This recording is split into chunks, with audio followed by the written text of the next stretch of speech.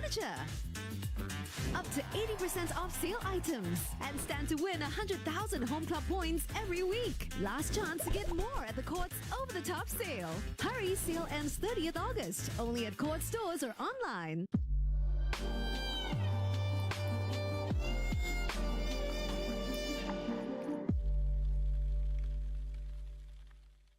Ask what's next with AI. Stay ahead with practical AI skills for sales, marketing, operations, finance, and more. Learn from certified trainers with real-world experience. With up to 90% Skills Future funding for eligible learners, there's never been a better time to upskill. ASK Training. Enquire today. Life is like a drama. Filled with tension, laughter, and twists you don't see coming. 1 in 4 may suffer from a critical illness in their lifetime.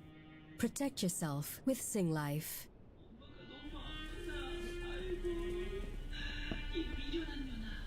A better way.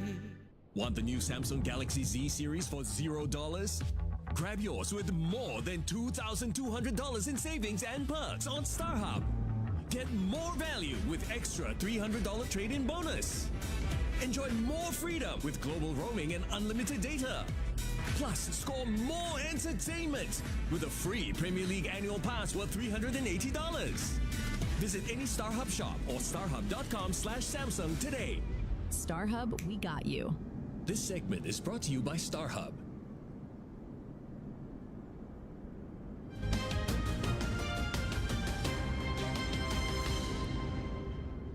Welcome back.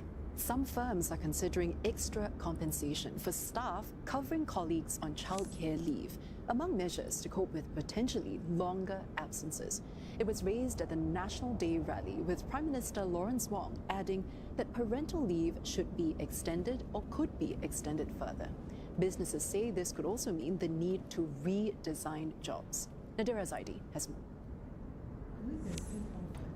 This team stepped in to take on a colleague's workload during his 4-month paternity leave. It's a common practice for most businesses instead of hiring extra help. Certain roles are very specialized, and it's not possible to just go out there and try and bring in a part-time cover or temporary contract staff cover. For example, I'll give you an example, our lactation consultants. It's a very specialized roles. So if I do need to have the couple of lactation consultants that we have at hand cover an existing maternity cover, then obviously that's something that we need to talk about and see how we can make sure a proper stipend is provided for them.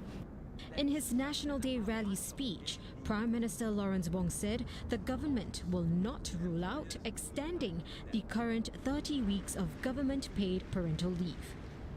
Firms say longer leave will require more planning to manage manpower gaps. That could mean redesigning jobs and using technology to ease manpower pressures.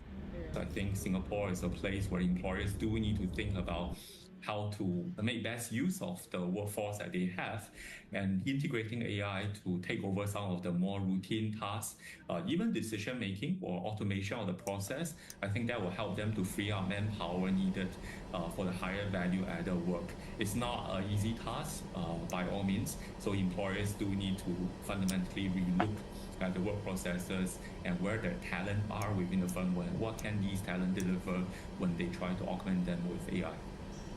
For employees without children, analysts say companies can consider giving other benefits. Very progressive companies can consider flexible leave arrangements for employees that have other caregiving needs like elder care. And they can then claim those flexible leave either for the childcare, which the company can then claim from the government and fully reimburse that, but allow the employees with no children to take flexible leave to support their other caregiving needs, other dependents. She adds that may not work for smaller firms because of costs, but as workers call for more support to meet caregiving needs, experts say businesses will have to find ways to balance support for parents with the needs of the wider workforce. And now let's continue our conversation with Minister Indrani Raja. She heads the National Population and Talent Division, which oversees the Marriage and Parenthood portfolio. Now, Minister, we've seen the firms already starting to adjust. But what are some trade-offs that you think employers should prepare for, even as the government expands childcare leave? And what are some responses they've given you while you've engaged with them? Right. Well, the key trade-off is that when somebody takes time off on parental leave, that leaves a gap. And so you need to be able to fill that gap, right? So if we want our parents to feel supported, that's great, but we still have to address the issue of what happens when they go on leave. And the key here is flexibility. The most important thing to remember is that different industries and different sectors operate differently and have different needs. In nursing, for example, how you might do flexible work arrangements or how you might backstop or backfill is very different from if you're in professional services, also different from if you're in manufacturing, and different if you're doing precision engineering. So I think the first thing is that sector by sector, every sector and every company has to look at their own area and see what would work for them. Because even companies in the same sector, depending on your culture and how you've arranged your company, will work differently. But I would say there are a few factors. One would be, now that government is paying for all of the leave, that frees up cash in hand for the employers. That gives them flexibility. One strategy is AI, as we've heard discussed, to what extent AI can supplement or help, not replace, but supplement. Second is job redesign. So before, an employee might do a job in a whole stretch of things, but now you might want to break up what the employee does so that when the employee goes on leave, you can actually parcel that out in a modular fashion. Third thing would be you could pay the employees within the firm who are covering. And that's only fair because they're doing extra work, so you remunerate them more. Another strategy might be, again depending on sector, is that you have a floating pool from who you can draw, because if it's a specialized type of thing, doctors have locums, for example. Lawyers can tap on friends in other law firms who do the same specialization.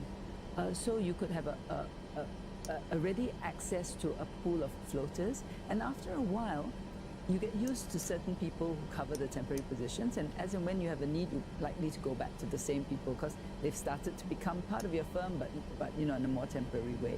And then, of course, there's much more dramatic things like entire job redesign, changing your workflows. So there's a range of strategies, and would strongly encourage firms to look at their own, have conversations with their employees.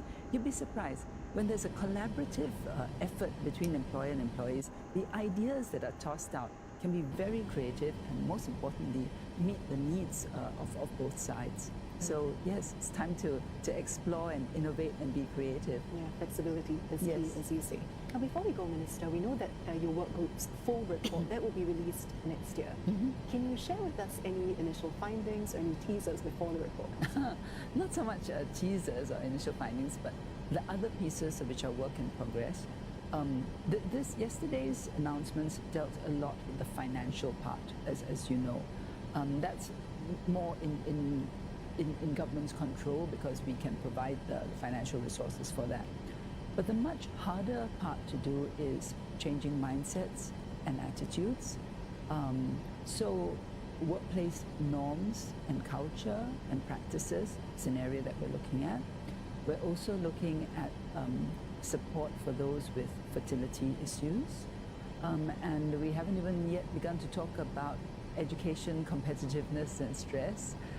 Minister Desmond Lee has started conversations on, education in general, and this is one of the areas that we do want to look at, so that parents don't have to feel that, education is necessarily a stressful thing, and that it can be something where both parents and child can go through our education system with reasonable equanimity. So those are some of the key things that we're looking at. Well, Minister, thank you for sharing your thoughts with us. Thank you for having me. I've been speaking with Minister Indrani Raja from the Prime Minister's office. Now, another incentive to have more children, additional ballot chances for first-timer families with kids will apply to all BTO projects and sale of balanced flats, regardless of classification. National Development Minister Cheong Tat says the changes will take effect from the February 2027 sales exercise. It was announced at Sunday's National Day rally that eligible families will receive one additional ballot chance for each Singaporean child aged 18 and below, including an expected child. Mr. Chi adds that the higher income ceilings for BTO flats, $16,000 for families and $8,000 for singles, will take effect from today. He says the increased ceilings help to keep pace with income growth and ensure that 8 in 10 Singaporean households will continue to qualify for subsidized public housing. Household utility and services prices are among the items that pushed up Singapore's core inflation in July. Core inflation, which excludes accommodation and private transport costs, came in at 2%. It is the highest in nearly 2 years. This is also sharper than June's 1.6%. One economist says the jump reflects earlier increases in energy prices, now more evident in household bills. It's a step higher compared to the numbers we have seen over the past few months, as the impact of previous energy price increases are now starting to be more reflected into Singapore households. I think what we see in the second quarter or from March was the increase in petrol prices. However, due to the fact that not many or not every Singapore household have a motor vehicle, so they may not feel it as much. A sharp rise in electricity prices pushed utility costs up to rise 8.7% in July, reversing June's 2.9% decline. Food inflation also edged up to 2.2% as prices of food, services and non-cooked food rose at a faster pace. Private transport inflation, however, eased slightly to 8% as pump prices rose at a slower rate. Headline inflation also picked up to 2.2% from 1.9% in the previous month. Core inflation is projected to stay elevated into next year before moderating in the middle of the year, alongside the expected easing in global energy prices. But one economist says higher energy costs remain a key risk. This could raise operating and transport costs and feed into the prices of other goods and services. Clothing and footwear, because of the higher transport prices of shipping, of moving them from, let's say, the port towards the shops, they can see some potential inflation. This can also be for other household items as well. So this may be fed into every single component. And still to come, a new book puts the spotlight on the Straits of Malacca and Singapore and a partnership decades in the making. The details when we come back.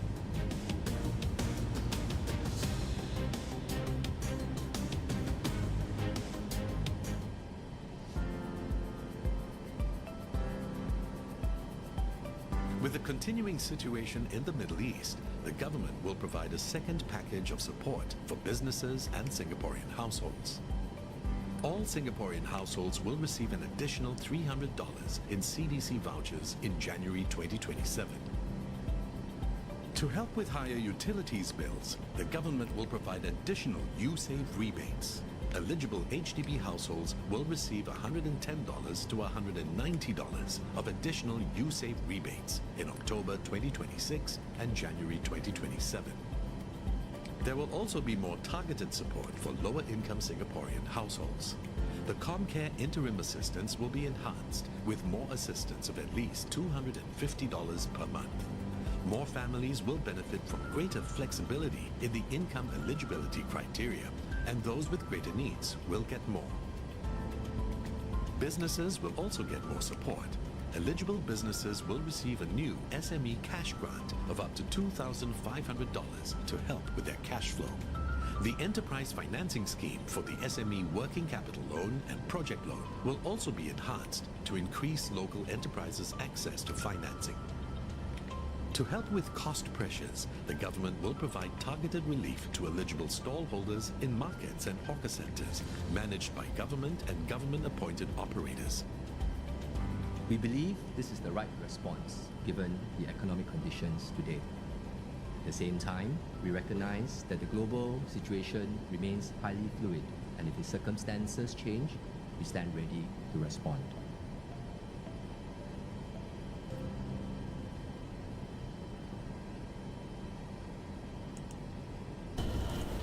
something wrong or broken with the CDP, but I knew I wanted something sharper.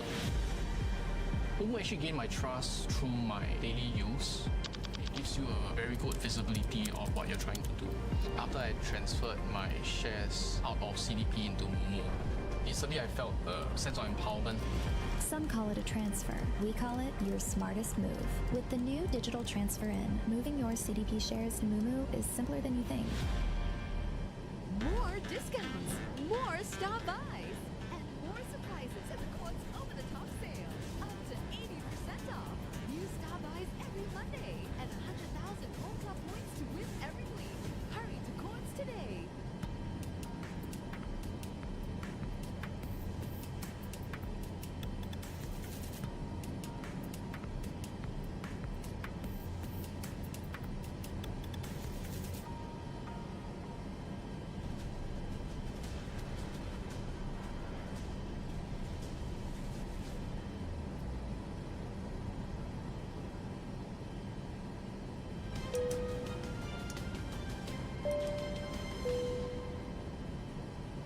Welcome back. Outrage of modesty cases in Singapore edged up slightly in the first half of this year, with a sharp 32% increase in offences that took place at home. More than half of these cases involved offenders known to the victims. Agencies say that feelings of shame keep victims from reporting, making detection more challenging. Home is often where most people Kuala feel Lumpur ground. Boeing Echo Charlie Mike 10, requesting pushback. In the very place meant to provide it. Boeing Echo Charlie Mike 10, pushback request accepted.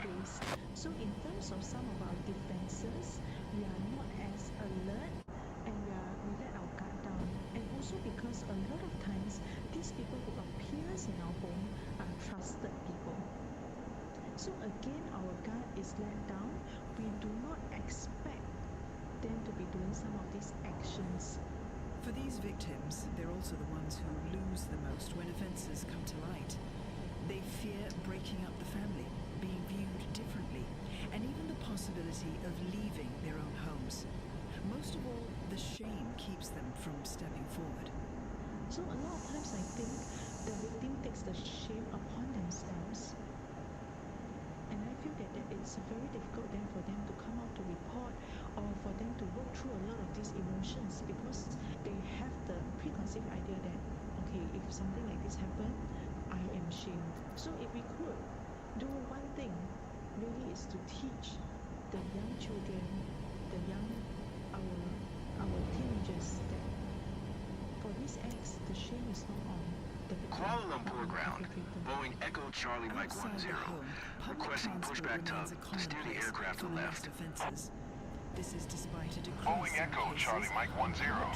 Your request has been transmitted to the operator. Advisory decals and patrols can help to deter crime. Kuala Lumpur ground. Boeing Echo Charlie Mike 10. Requesting the end of pushback. Stepping in when he senses something was amiss. Boeing Echo Charlie Mike 10. Request to end pushback received. She was placing herself against the window and looked very uncomfortable. Upon taking my seat, I actually saw the suspect actually place both his hands on the upper. Boeing Echo Charlie Mike 10. ATC services terminated. Good day. If she knew the suspect. When the victim said no, he quickly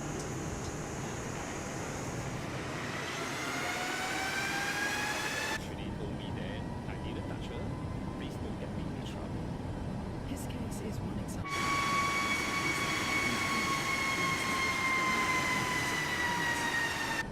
Outrage of modesty cases in public entertainment outlets also saw a slight increase. The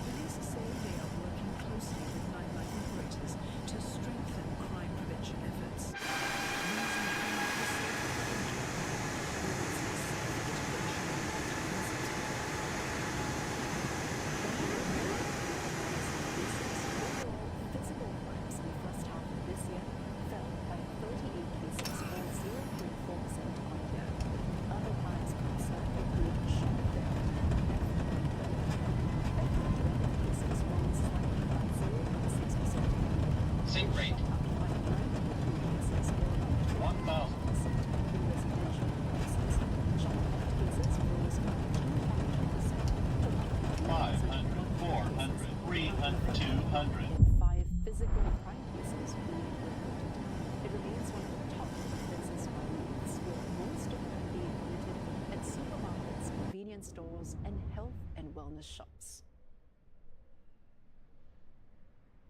Nearly 30% more youths were investigated for shop theft in Singapore in the first half of 2026 compared with a year earlier.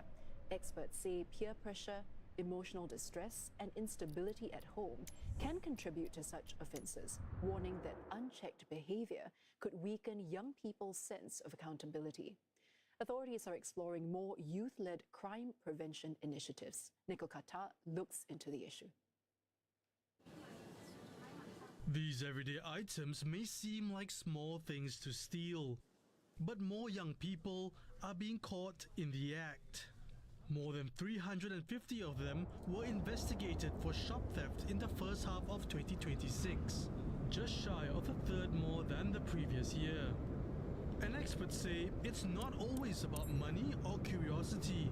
Peer pressure, bullying, and emotional distress can all be triggers, with social media comparisons adding to the pressure. It is an external expression of adversity, trauma, or structural gaps that they are facing. Youth steal to gain social capital among their peers. Sometimes they cope with their internal emotional distress, or to cover basic needs when there is instability at home. While the reasons may vary, retailers are stepping up enforcement with facial recognition cameras and AI-enabled detection systems. But catching more offenders only goes so far. Technology may help detect the crime after it has happened, but education helps prevent the behavior before it starts. Ultimately, we want young people to make the right decision because they understand why it is wrong, not simply because they are just afraid of being caught. Dr. Al-Haddad warns that if the behavior becomes normalized or not dealt with appropriately, the consequences could go further. It can weaken the young person's understanding of boundaries, right? What is right, what is wrong. It can weaken their understanding of accountability and also personal responsibility, and this can lead to that slippery slope of the potential of further offending. That's why experts say intervention has to start early at home, in school, and in the community, with safe spaces to talk about what went wrong, even after a bad decision. The biggest opportunities where we can intervene to help them is to create third spaces for young people in the community, where social connections can flourish, people can meaningfully be participating in things and also having their own agency in doing what they want to do. Agencies are also putting youths at the center of prevention. Through initiatives like the Delta Challenge, young people are creating their own crime prevention messages and finding ways that work for them. The National Crime Prevention Council is exploring more youth-led programs in the hope that young people will not just hear the message, but take ownership of it. Law Minister Edwin Tong says Singapore cannot afford to turn inward, even as businesses grapple with growing trade uncertainty and protectionism. Speaking at Singapore Convention Week, he says the country is doubling down on openness amid growing global trade barriers. He adds that while the government is helping firms to navigate immediate disruptions, Singapore must also look beyond current challenges and position itself for the long term. Mr. Tong says openness alone is not enough. He also called for stronger rules-based systems globally to support economic progress and help firms flourish. He says trust in Singapore's legal system is also central to giving businesses the confidence to invest here. In other news, Transport Minister Jeffrey Seow says there is a case for the claim that the way the Straits of Malacca and Singapore are managed today should be a model for the world. He was speaking at the launch of a new book that sets out that thesis. It examines how Singapore, Malaysia and Indonesia have worked together to manage the vital waterway. For over half a century, Indonesia, Malaysia and Singapore collaborated closely to improve navigational safety in our waters, including in areas with unresolved maritime boundaries. And even when there were differences in views, we did not allow these to paralyze cooperation. This is because all three countries recognized that keeping our waterways safe, secure, and open was was in everyone's best interest. And still to come, a quick scan powered by AI. How new tech could free up healthcare workers to focus on patient care. Stay with us.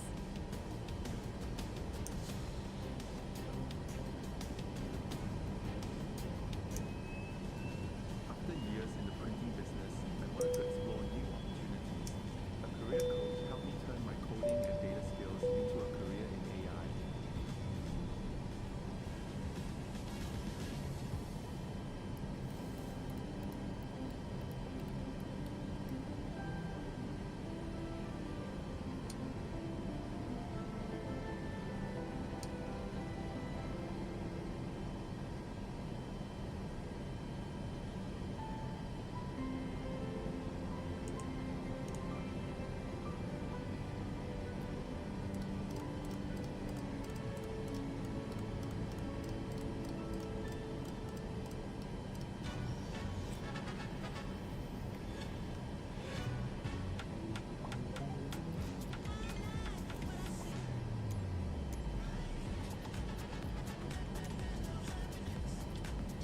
Kuala Lumpur clearance delivery.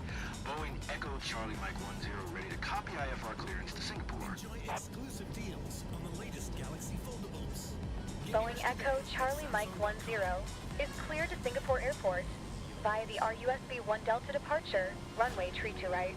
Climb via SID maintain 4000 expect flight, level 270, 10 minutes after departure. Departure frequency is 135.25. Squawk 2656.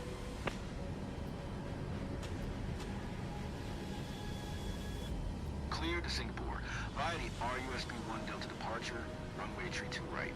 Climb via SID maintain 4000 expect flight, level 270, 10 minutes after departure. Departure frequency is 135.25. Squawk 2656. Boeing Echo Charlie Mike 10.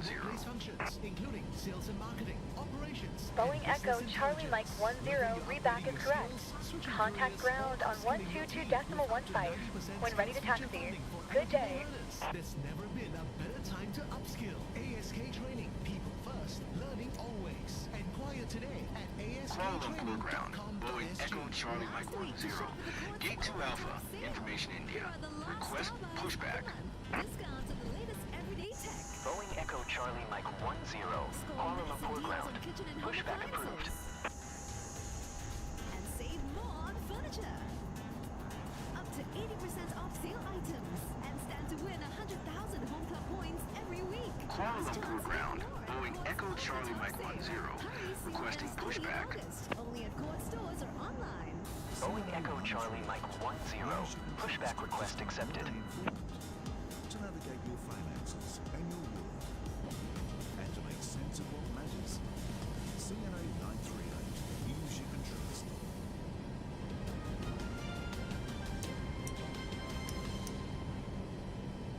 You're watching Singapore Tonight. More financial sector workers will get help adapting to jobs reshaped by artificial intelligence. The industry-first partnership covers AI skills, reskilling, and the development of young talent.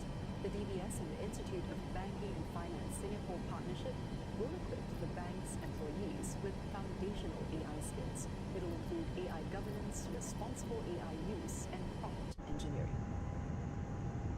In other news, patients in Singapore could expect to get better care faster thanks to a rollout of a nationwide agentic AI platform. The aim is to help healthcare professionals automate their daily multi-step tasks so they can focus on delivering patient care. Nadine Young with more. Every day, medical professionals juggle tasks, from checking on patients to procurement and even rostering. Enter agentic AI now. That does half the job. Operating independently, it can document a patient's medical history. Easily, it's probably half the amount of time that it takes for me to prepare for a clinic. But on top of that, it's actually saved me a lot of energy, cognitive energy, because I think that's the main thing that it takes to run through all of these records. It takes a lot of effort.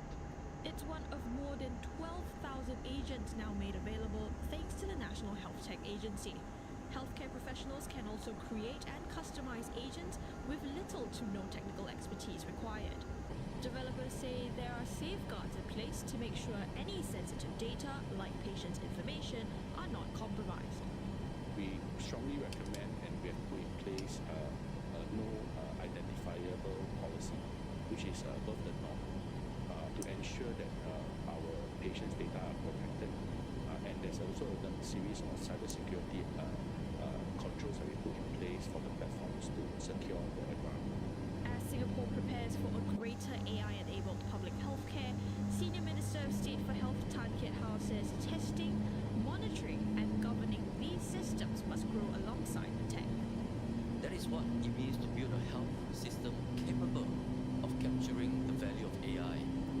And for the past few years, much of our conversation has been about AI for healthcare.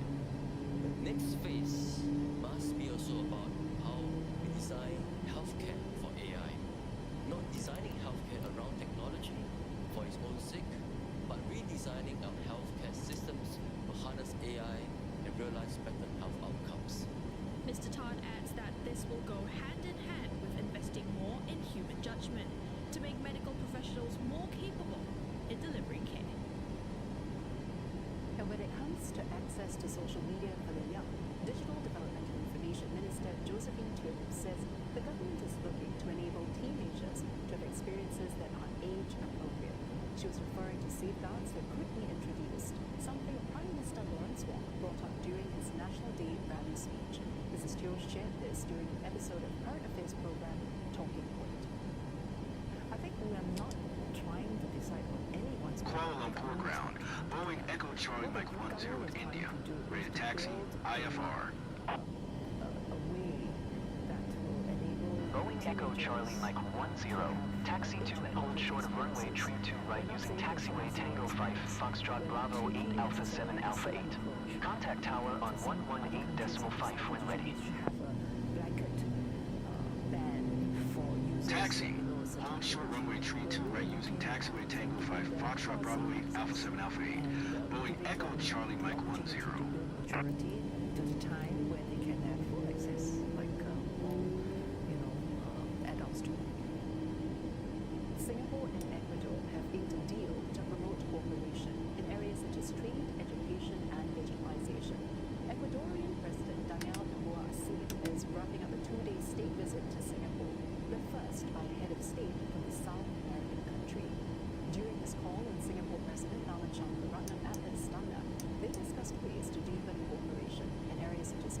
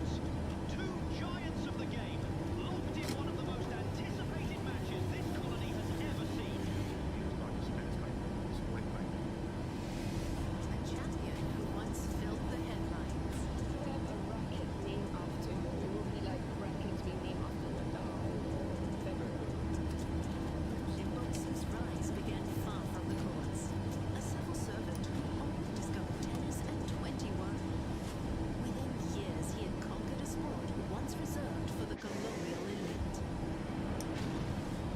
Then came war, and everything changed. During the early days of the Japanese occupation, my grandpa was rounded up by the Japanese. Kuala Lumpur Tower. Boeing Echo Charlie Mike 10 at runway tree 2 right, ready for departure. IFR to Singapore. How did he defy? Boeing Echo Charlie Mike 10, QNH 101 cleared for takeoff runway tree 2 right. Cleared for takeoff runway tree 2 right. Boeing Echo Charlie Mike 10. Katie absolutely loves tennis. She would eat, sleep, dream tennis if she could. Tennis is in her blood.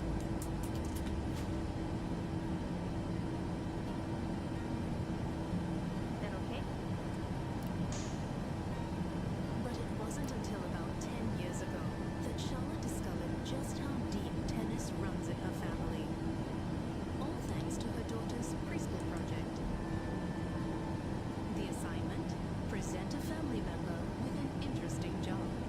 So I thought, okay, your great-grandpa, he was a tennis player.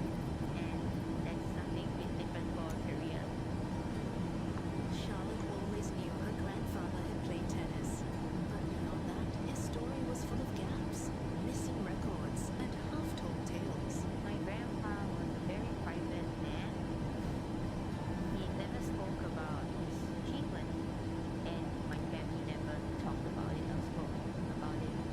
Katie's school project felt like the moment to dig deeper. When Little turned up online, Charlotte tried her luck with Singapore's National Library Board. I emailed them and asked them do they have any information or articles about my grandpa, and they said that there are over 2,000 articles about it. What? I was like, wow, 2,000? And I couldn't believe it. I didn't know that there was so much written about it. I found out that my grandpa played a lot of matches. Turns out, Charlotte's grandfather, Lim Bong Soo, wasn't just a tennis player. He was one of the greatest tennis players of his time. I told Katie about it. We were really excited. Katie started playing tennis the next year. She was very passionate about it and she did really well. Basically, you got to do ground strokes. Practice more regards to the serve. So to generate more power to pick the ball at the highest point. Tennis clearly runs in the family. Katie's Aunt Daphne was once a junior champion, and now she's passing on that love for the game and a bit of topspin to the next generation. So currently, Katie wants to go pro too. Charlotte hopes finding out about her grandfather's journey will guide Katie on her own path to tennis, which is why she's determined to piece his story together, both for her daughter and for herself. I had so many questions. When did my grandpa start learning tennis? What inspired him? How many trophies did he win? How long was his tennis career? What made him stop playing tennis? What was my grandpa like? The best place to start? A family get-together while Charlotte and Katie are back in Singapore for a visit. They usually live in Germany. It's really good. It's like from a cool country, you know, like this. I'm Singaporean. Surrounded by some of Lim's 11 children, it's the perfect opportunity to learn more about him. Though that, as it turns out, isn't so simple.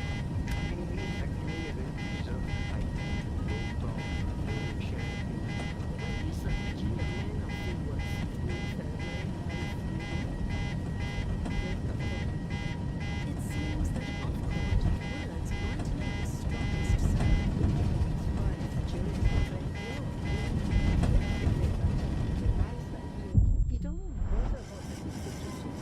But Boeing Echo Charlie Mike 10 contact Kuala Lumpur departure on 135.25. Good day. But in his own way, Lim tried to connect, swapping words for rallies.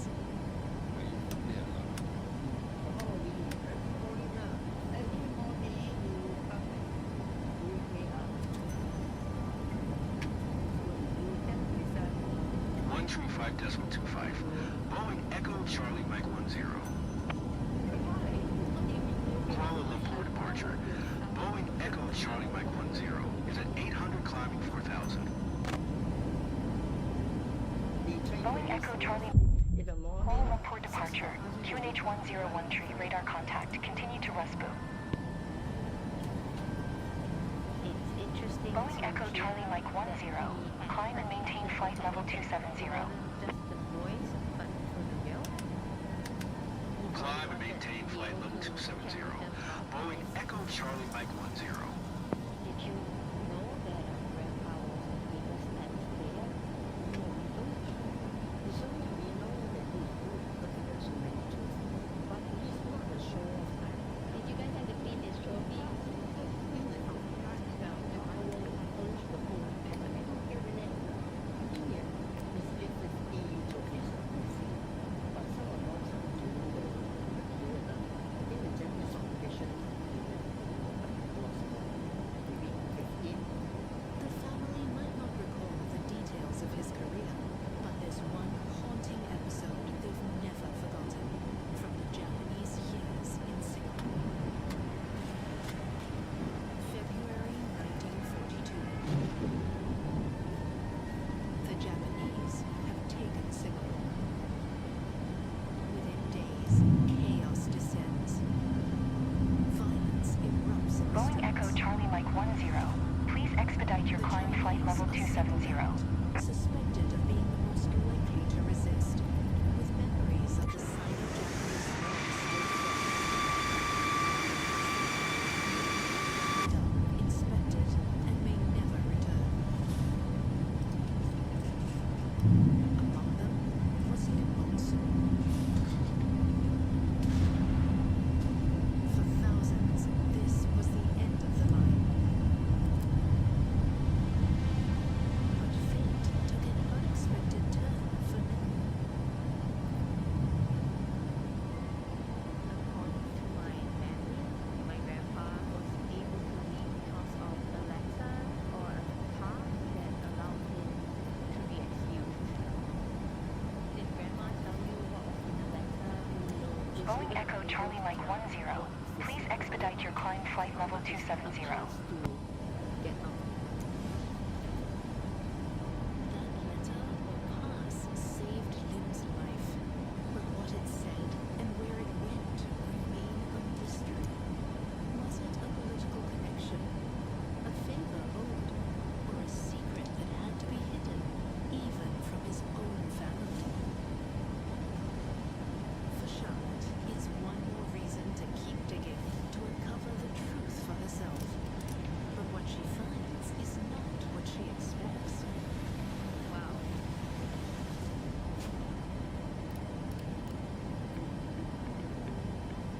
Some of AI's biggest needs consume the public. How do you know which ones are worthwhile? Boeing Echo Charlie Mike 10. Please expedite your climb flight level 270. May not be over. Plus, what does it cost to chase a government job in India? For him, 2 years without a salary. On Money Night, Wednesday, on CNN. For centuries, the people of Indonesia's La Manera have hunted whales to survive. Kadang-kadang dia baik, kadang-kadang dia tidak. Now, tradition is colliding with a changing world. Ada hal yang lebih mudah untuk mendapatkan uang. Can one of the world's last subsistence whaling communities survive? Wednesday on CNN. Last week to shop at the court's over-the-top sale. Here are the last starbys of the Boeing Echo Charlie Mike 10. Please expedite your climb flight level 270. Score massive deals on kitchen and home appliances. And save more on furniture. Up to 80% off sale items. And stand to win 100,000 home club points every week. Last chance to get more at the court's over-the-top sale. Hurry, sale ends 30th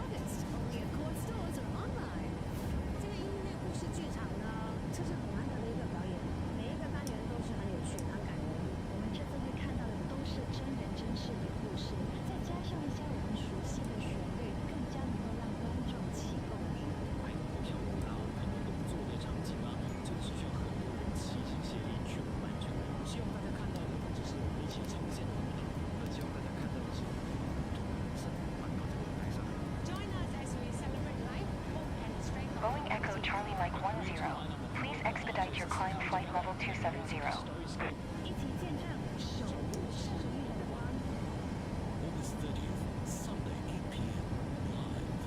KT of 30 Years of Care is presented by Kidney Dialysis Foundation. The new Premier League season starts here on StarHub's Hub Premier Channels via MeWatch. The beautiful game is back. Every goal, every rivalry, every unforgettable moment, live as it happens. Pick the plan that suits your needs best. Follow your favorite clubs. Celebrate every win. And never miss a moment. Subscribe to StarHub Premier Plus via MeWatch today. No contract, instant activation. Visit mewatch.sg/subscribe.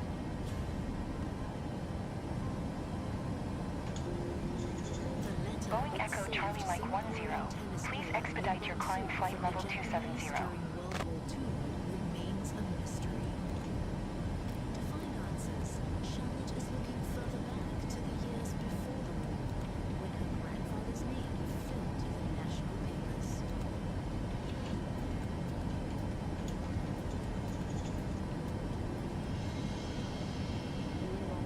Singapore Open Singles Champion from 1930 to 1935, all Malayan Singles Champion from 1931 to 33 and 1935. Hong Kong all newcomer singles champion in 1929 and Chinese national champion in 1931. A symbol of perfection on the tennis greens. Nobody dared dispute that. Till today, nobody does. Wow. Boeing Echo Charlie Mike 10.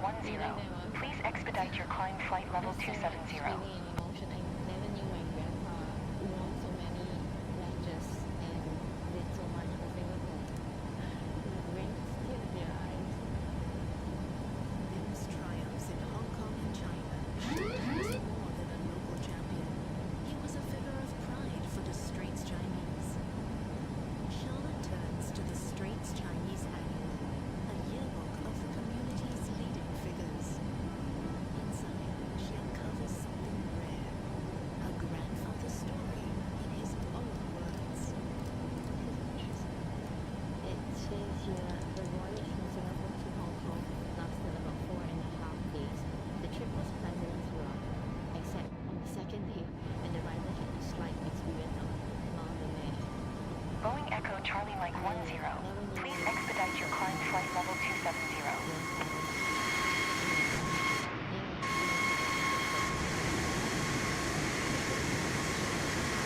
Revealed just how dominant Lim was in his day.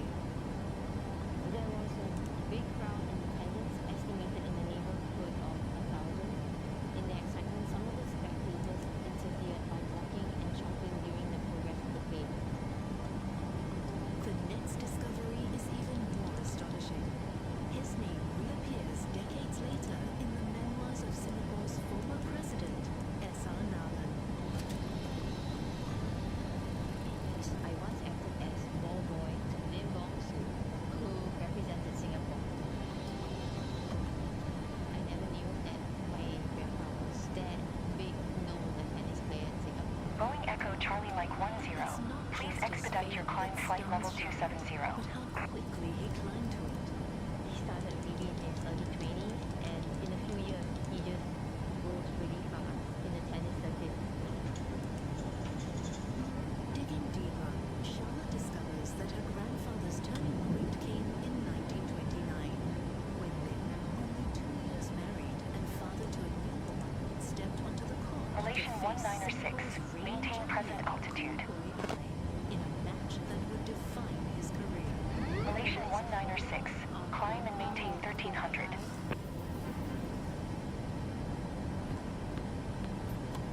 understand what really happened that day, Charlotte turns to someone who knows this story inside out. Researcher and sports history buff, Abhishek Mehrotra. He's written a feature-length article on him for Singapore's National Library, and now edits an online publication. But before anything else, he sets the scene for her. Tennis was played in very exclusive clubs, very genteel environment. Boeing Echo Charlie Mike 10. Contact Kuala Lumpur Center on 132.6. Good day. so noisy, except 132.6. Boeing Echo Charlie Mike 10. Kuala Lumpur Center. Boeing Echo Charlie Mike 10. Kuala Lumpur Center. QNH 101 tree. Radar contact. Continue to Rusbu. The Singapore Cricket Club and the Tanglin Club. Top players were Europeans, and the Japanese, whose tennis scene was rising quickly. Outside the colonial elite and rising Japanese players, one other name commanded attention: Malaysian Khoo Hoi Hai. A teenage tennis prodigy from Penang, Khoo was already racking up wins by the age of 16. In fact, I came across a report which talked about how Mr. Lim Won-soo watched a match which he was featuring, and he was quite inspired by that, and that sort of led him to first meet of tennis. But the two couldn't be more different. Khoo was the golden boy, strong, seasoned, the pride of the courts. Lim, he had none of that. He's repeatedly been described as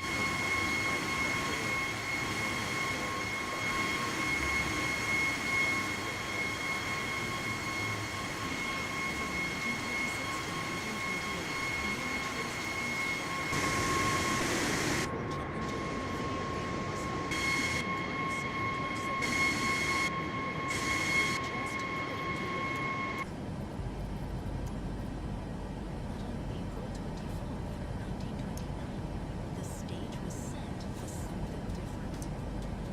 The location was Straits Chinese Recreation Club.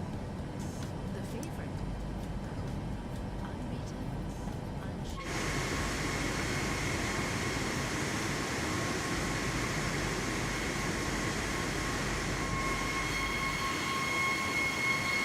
Boeing Echo Charlie Mike 10.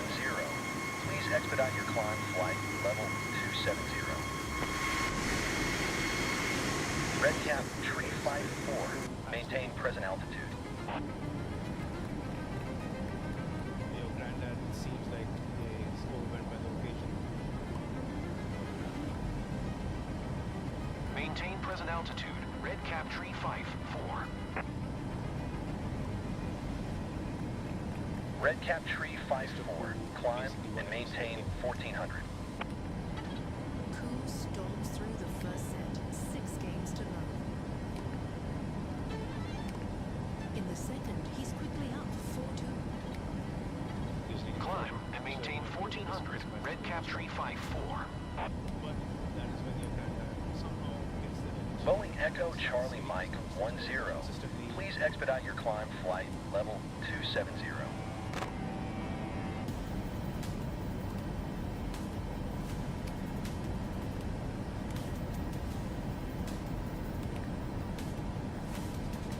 Point where he throws level. But at one point, who actually has match point, and he's an ace away from winning the match. Is 1 point from victory.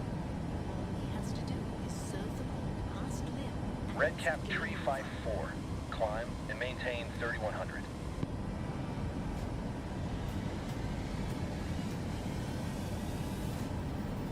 He does not serve that ace. Your granddad gets the ball back to play. Maintain present altitude. Red Cap Tree 54. Boeing Echo Charlie Mike 10. Please expedite your climb flight level 270. He goes to the point. So your granddad eventually ended up winning that second set 8-6. At that time there used to be no tie breaks. So now we are tied at 1 set all. Third set, it starts off with your granddad clearly being the pressure of the two players. And Khoo is visibly tiring, exhausted. The score is 5-0. But Khoo was champion for a reason as well. So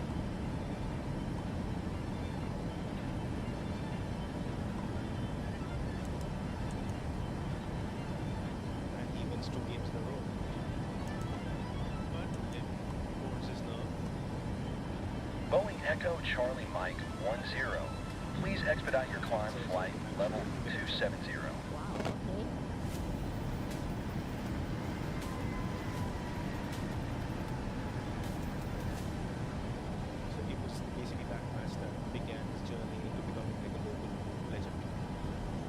Speedbird 16, climb and maintain 2,100. And probably the best tennis player or one of the top 3 tennis players Singapore has ever produced. They're so proud of my Climb and maintain 2,100. Speedbird 16. endurance to go through that and not to feel like, I'm not. Speedbird 16, climb and maintain 3,100. Even more astonishing, Tiger Woods swung clubs at 2. Serena Boeing Williams Echo hit Charlie the Mike ball 10. Limbo Please Swing, expedite your climb he flight started level tennis 270. at 21 and somehow still caught up.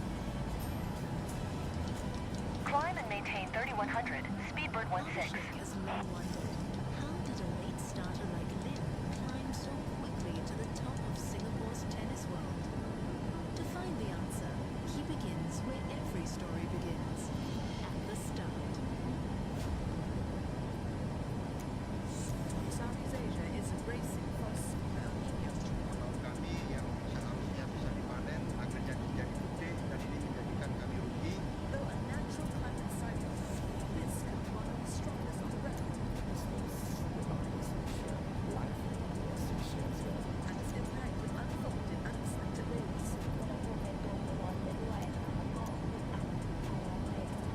Insight Thursday on CNN.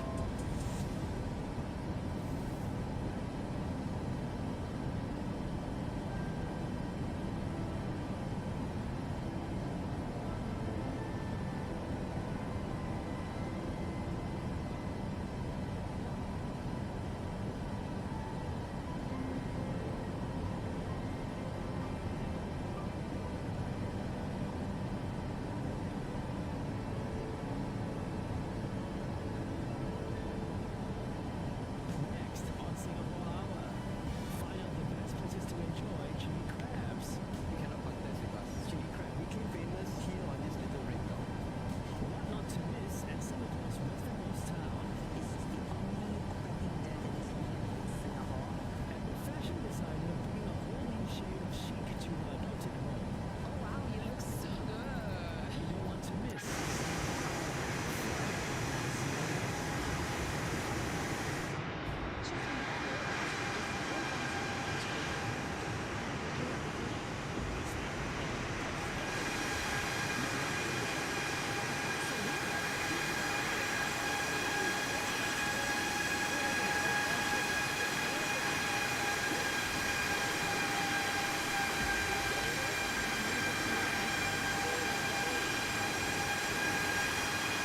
Malaysia 609er contact Kuala Lumpur Center on 126.1.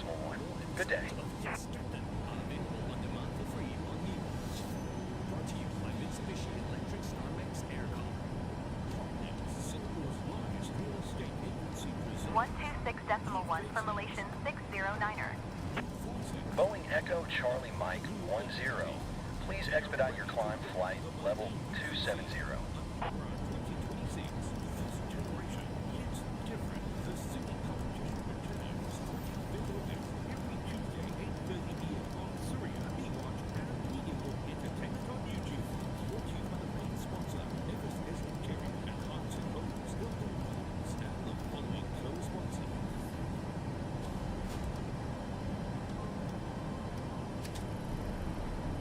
Boeing Echo Charlie Mike 10 contact Kuala Lumpur Center on 126.1.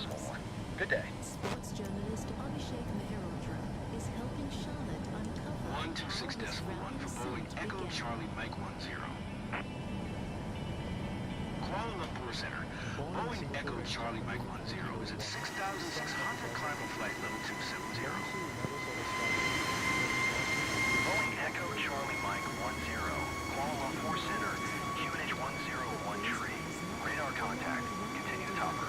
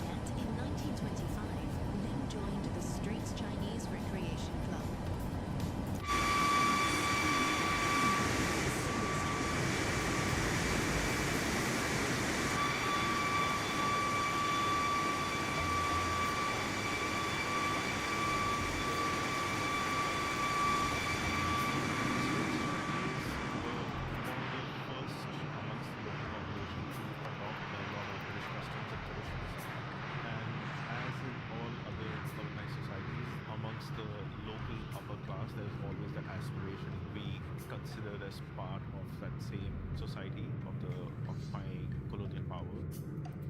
So by the early 1900s, you have this sort of mushrooming of clubs in Singapore. With the rise of new clubs came a flood of tournaments, many of which Lim later came to dominate. So to me, it really shows that this was a person who was born to play the game. He picks up the sport, and within a year, he's already challenging at the club level, and within a few years of that, he's challenging at the national level. So what was his secret weapon? Not a coach or elite club training, but something far more solitary. He persevered by practicing assiduously, and in his spare time studied books on the art of playing tennis written by Tilden, René Lacoste, and Cochet. It seems for Lim, greatness began in the margins of books. But can you really learn to play like a champion just by reading?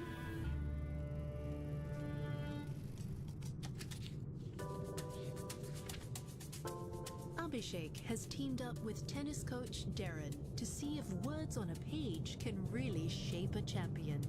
So it seems like Lim Bong Soo came across this book by Bill Tilden, who was one of the early tennis players.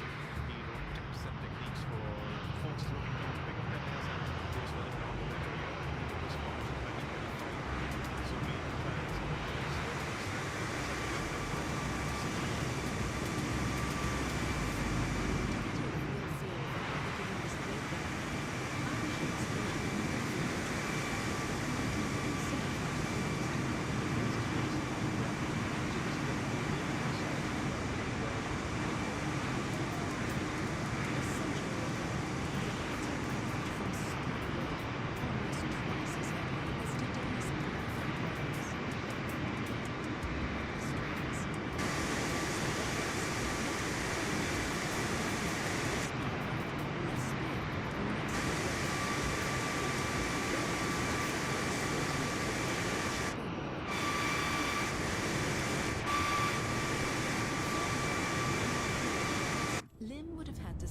with the basics. How to hold the thing. Turns out that is anything but simple. The forehand drive grip is best acquired by holding the racket as if it was standing on the edge of the frame. The thumb and the wrist are behind the handle, and the grip is tight at the impact of the ball on the strings. The line of the arm, wrist, and racket is straight. For someone who has no idea of the game itself, yeah, this would just be Greek for them. The handle pointing towards you. Okay. Then shake hands with it. So with your right hand, yeah. This is more or less exactly the same as it is now. Yeah. Then maybe you can try like the forehand drive like you were speaking about.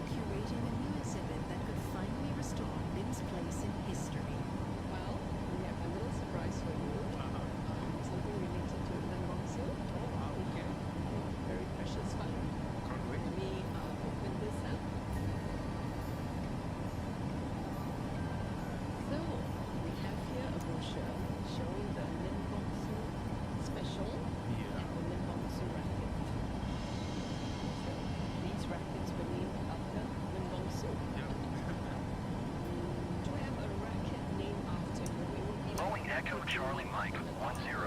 Please expedite your descent 2000. In 1936, Lim's fame reached new heights. A British firm, then Dunlop, released 2 rackets bearing his name. They sold for 20 and 27 Straits dollars, the equivalent of about $250 today. Not exactly pocket change, and proof of just how celebrated he was. The rare brochures uncovered by Sports SG's deputy director are now the centerpiece of their collection. It was found by chance.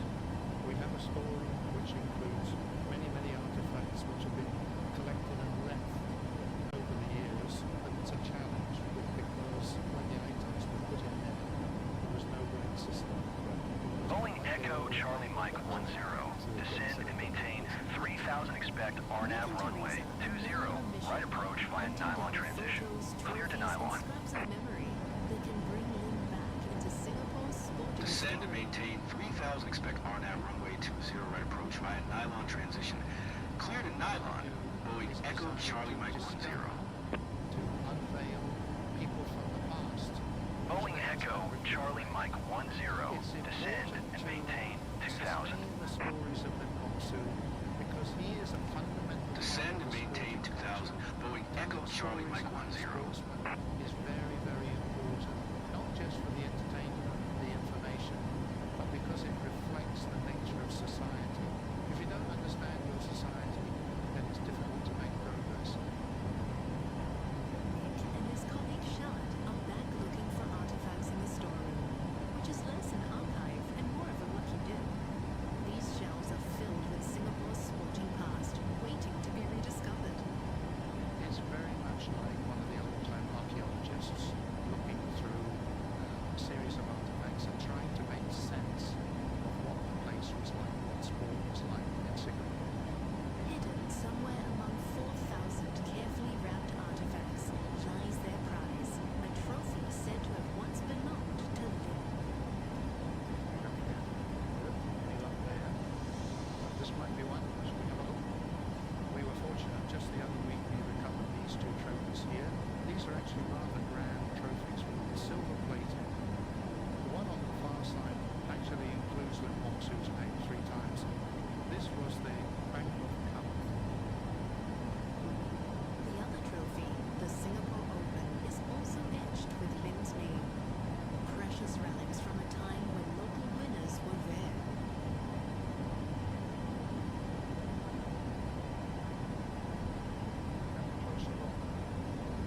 Singapore Tennis Association Clark Championships. Unfortunately, no date. I don't think this is a Monsoon trophy, unfortunately. I'm a bit disappointed, I'll be honest. It's a setback, but not the end of the search. Back at his desk, Nick digs deeper into the archives, and what he's found is bigger than any trophy. A missed chance that could have changed Lim's story forever. He received an offer, which would have been a wonderful opportunity. It really gives you goosebumps to think about that sequence of events. I never knew that. Saturday on Japan, our cyclist Mike rides 350 kilometers through the Bahru Peninsula, following the Tonga River to a sacred procession. Then to a river, big sea, and harvests flourish. He discovers the time on the craft of soy sauce making. Japan, Saturday on CNA. Japan is brought to you by Sumitomo Corporation. MUFG committed to empowering. Boeing Echo Charlie Mike 10 contact Singapore Center on 123.7. Good day. 123.7. Boeing Echo Charlie Mike 10. Singapore Center. Boeing Echo Charlie Mike 10 is at flight level 270, descending 2000. Boeing Echo Charlie Mike 10. Singapore Center. Radar contact continue. Hurry to course today. Midnight later to European time.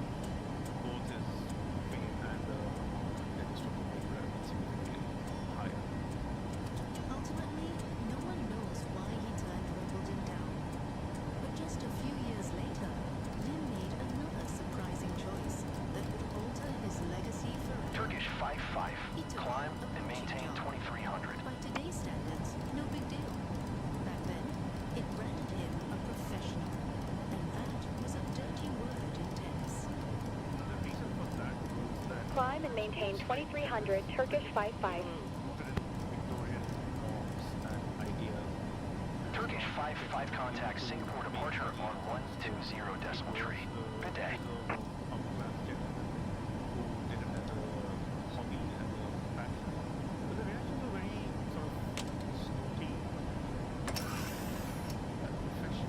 Going to 120 decimal tree, Turkish 55.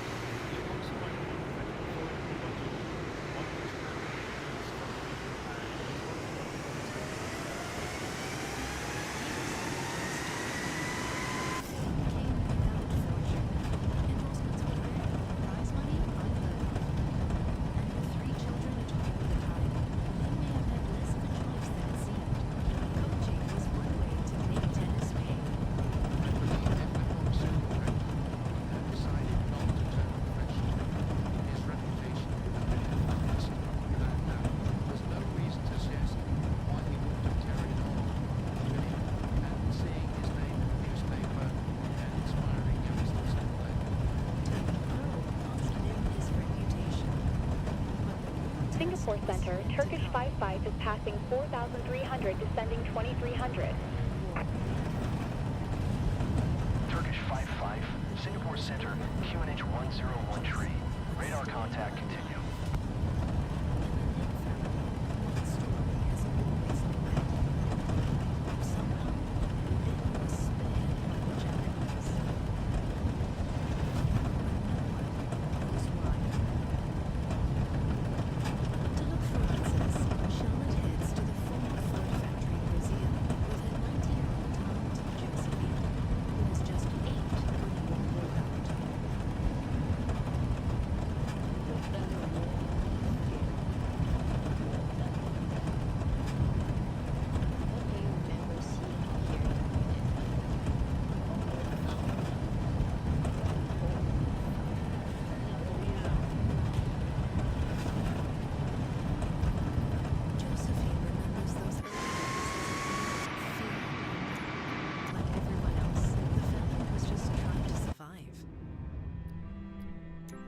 Grandma was pregnant, is it?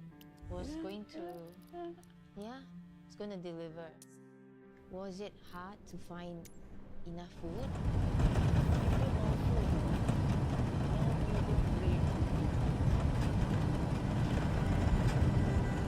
The Japanese occupation was a very hard, very painful time.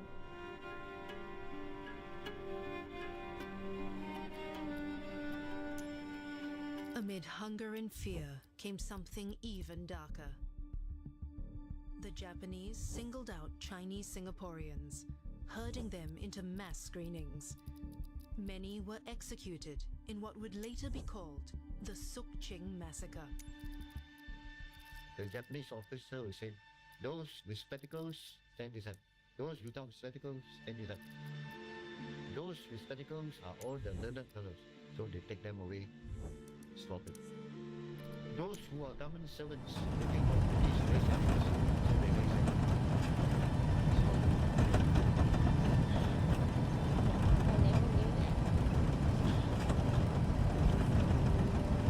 It's estimated that close to 50,000 Singaporeans were killed in the massacre. Lim could easily have been among them, if not for a mysterious document that somehow spared his life. I think our family was very fortunate to be saved. What happened in that encounter remains unclear. But Charlotte discovers the family was treated differently after.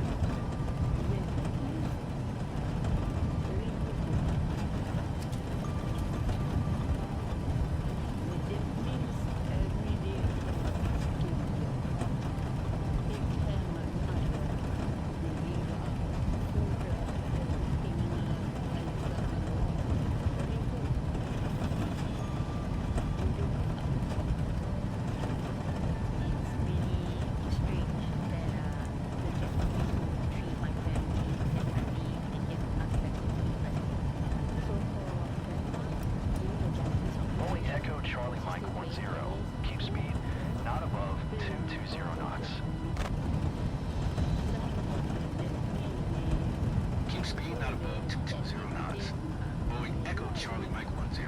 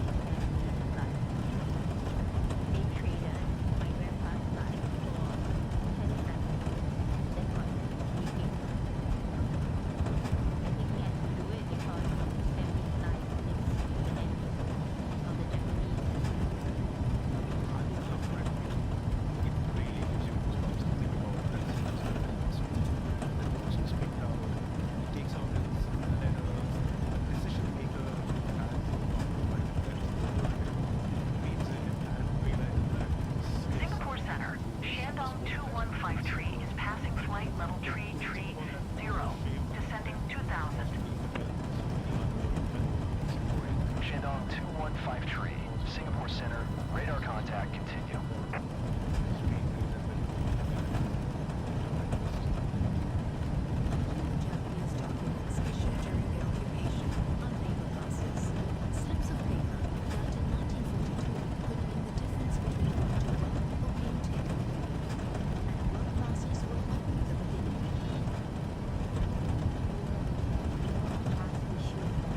Boeing Echo Charlie Mike 10, contact approach on 124.6. Good day. 124.6 for Boeing Echo Charlie Mike 10.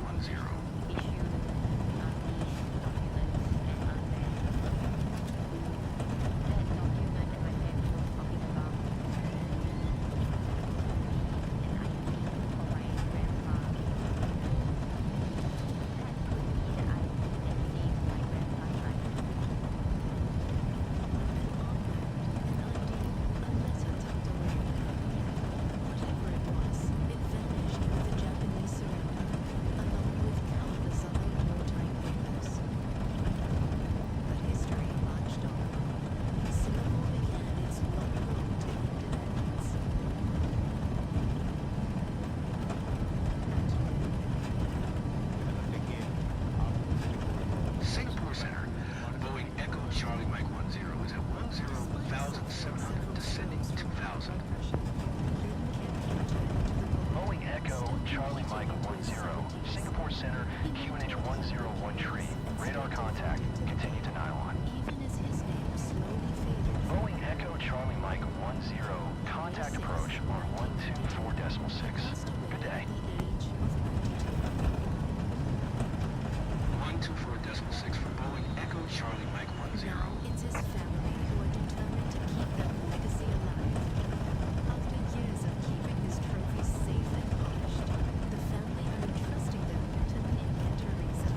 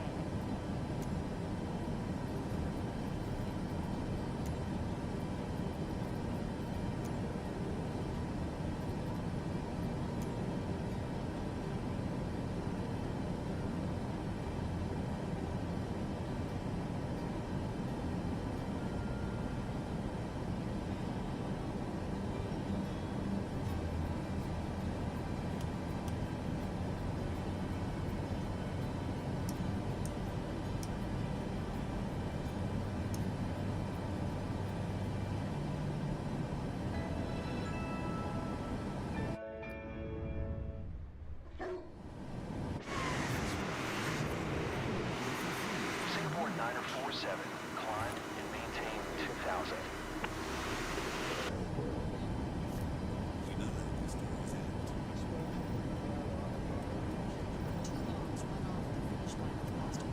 Climb and maintain 2,000. Singapore 947.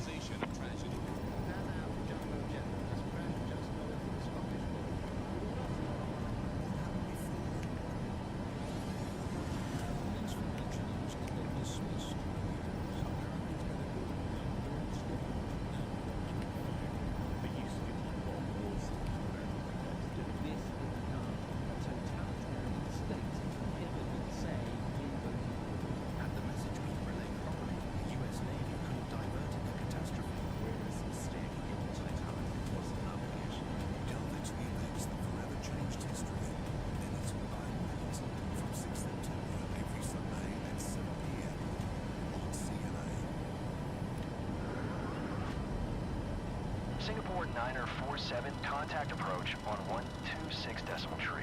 Good day.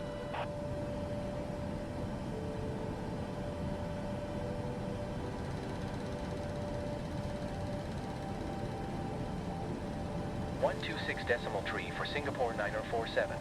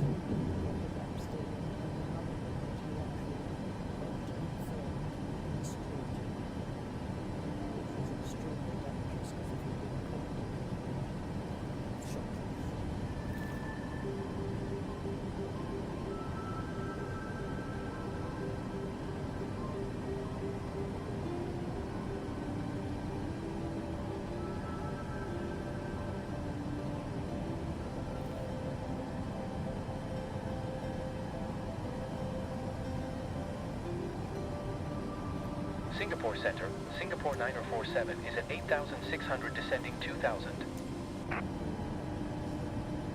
Singapore 947, Singapore Center, QNH 101 tree. Radar contact, continue. A sweeping financial campaign targeting Tehran's money, including Singapore 947, contact approach on 126 decimal tree. Good day. Strait at Toulouse.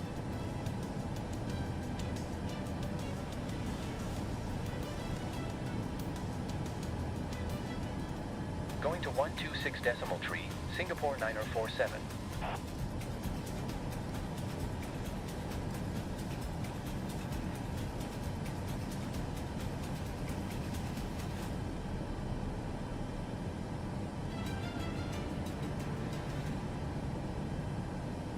The headline news this hour. Donald Trump is turning up the pressure on Canada, threatening to double tariffs on Canadian vehicles to 50% from January next year. The U.S. president says the higher rate would cover cars, trucks, and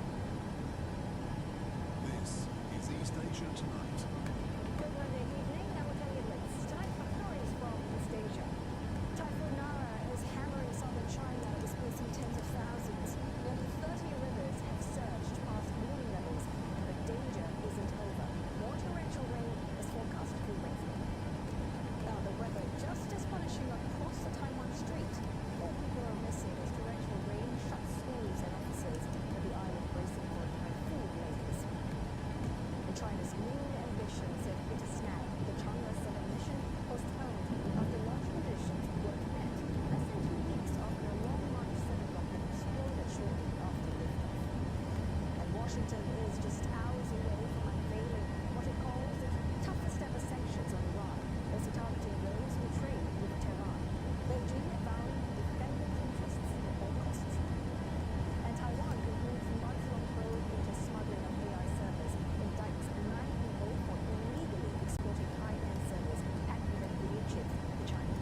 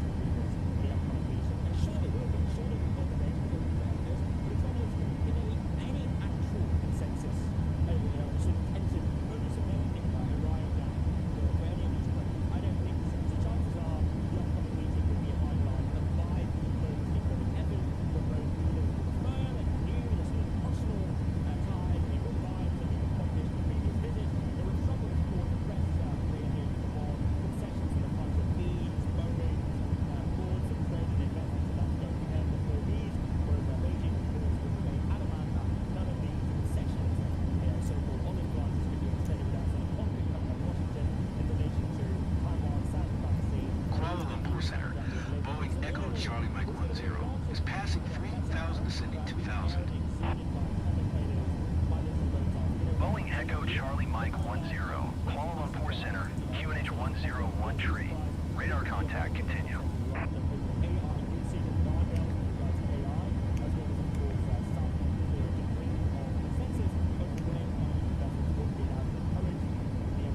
Singapore 835, contact approach on 126.3. Good day.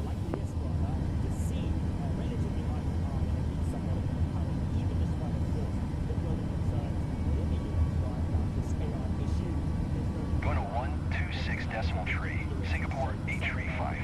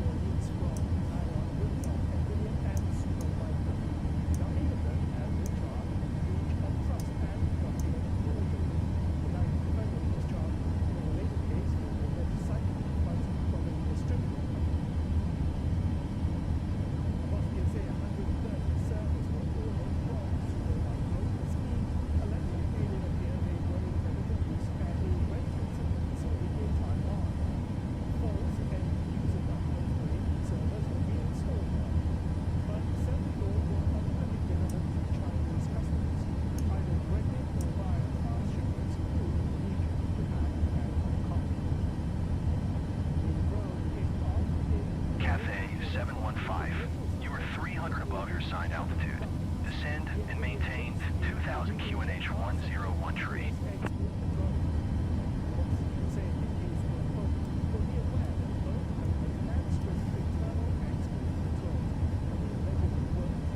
Descend and maintain 2000. Cathay 715.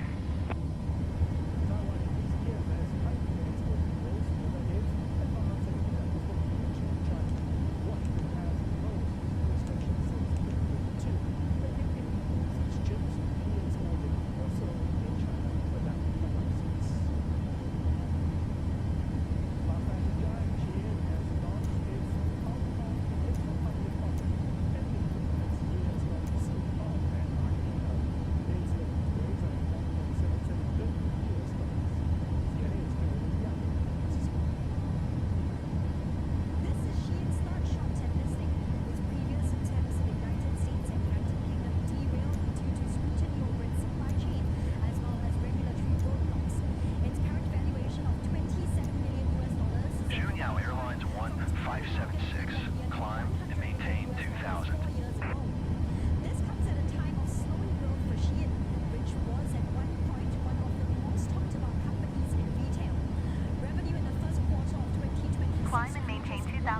Union Airlines 1576.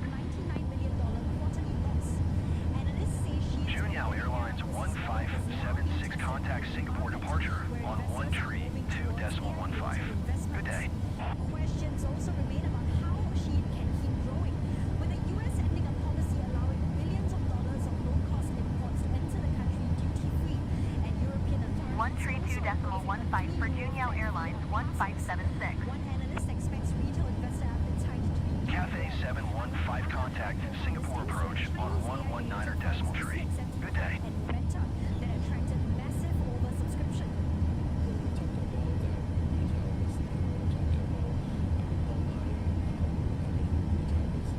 Going to 119er decimal tree. Cathay 715.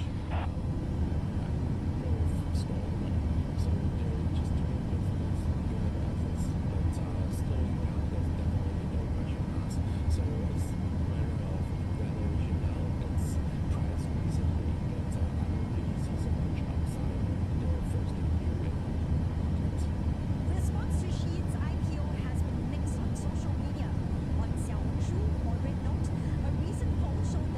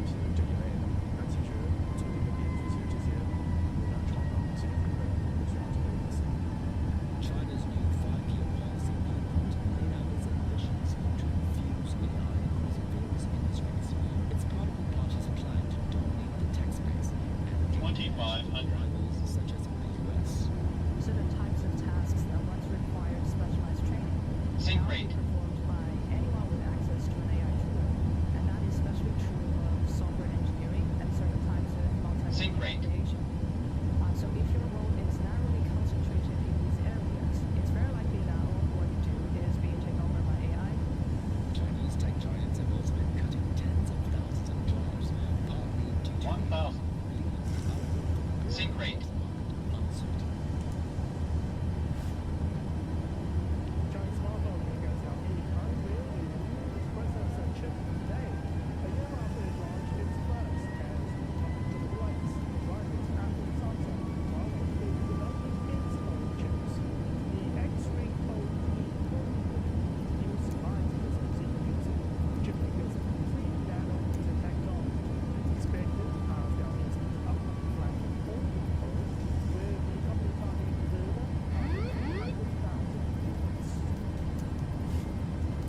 Hyundai Motors workers union is back at the negotiating table after staging its first full-day strike in a venue on Friday, saw around 40,000 employees walk off the job. A 4-hour walkout today has been scrapped, while another one planned for tomorrow may still take place. Its rewards include a $180 increase in the basic salary, 50% increase in bonuses, and the raising of the retirement age. Rewards come with concerns over job Sink rate. sector, income for 500. 400. 300. That is your business update. 200. 100. Approaching minimums. 50, 40, 30, 20, 10. Just weeks after a rare weapon failure, we're going to be speaking to an expert on the legal implications of the race to establish a foothold on the moon.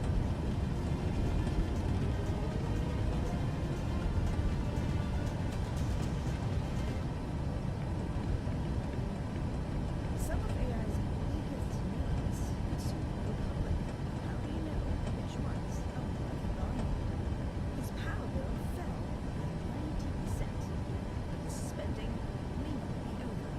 Plus, what does it cost to chase a government job in India? It took him 2 years without a stop. On Money Round, Wednesday on CNA. For centuries, the people of Indonesia's La Manera have hunted whales to survive. Kadang-kadang yang baik, kadang-kadang yang tidak.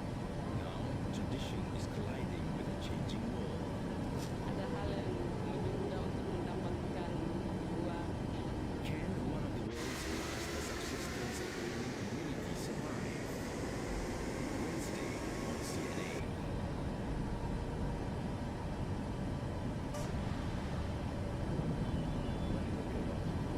Midnight later to Indian time. It's too little too late. As with every political element to it, nobody can make it to it. Why?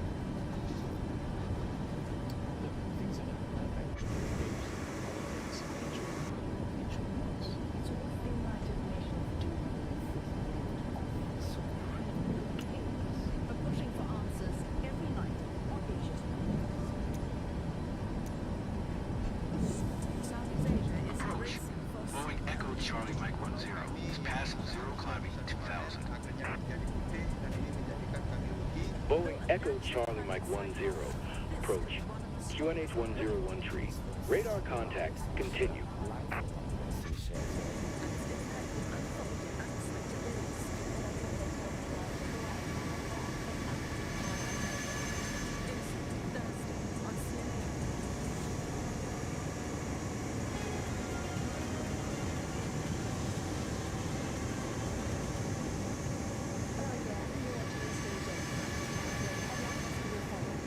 Typhoon Nara batters China's southern Guangxi region, displacing more than 50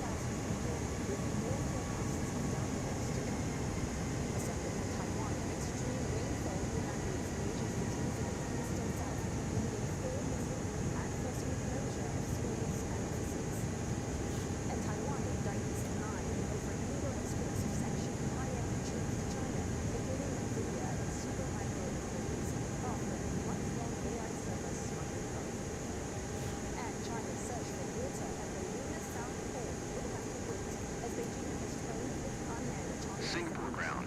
Boeing Echo Charlie Mike 10. Taxi to the gate. Boeing Echo Charlie Mike 10. Taxi to gate 22 via taxiway uniform 2 uniform for uniform tree. Sierra Charlie 2 Lima 4. Taxi to gate 22 using taxiway uniform 2 uniform for uniform tree. Sierra Charlie 2 Lima 4. Boeing Echo Charlie Mike 10.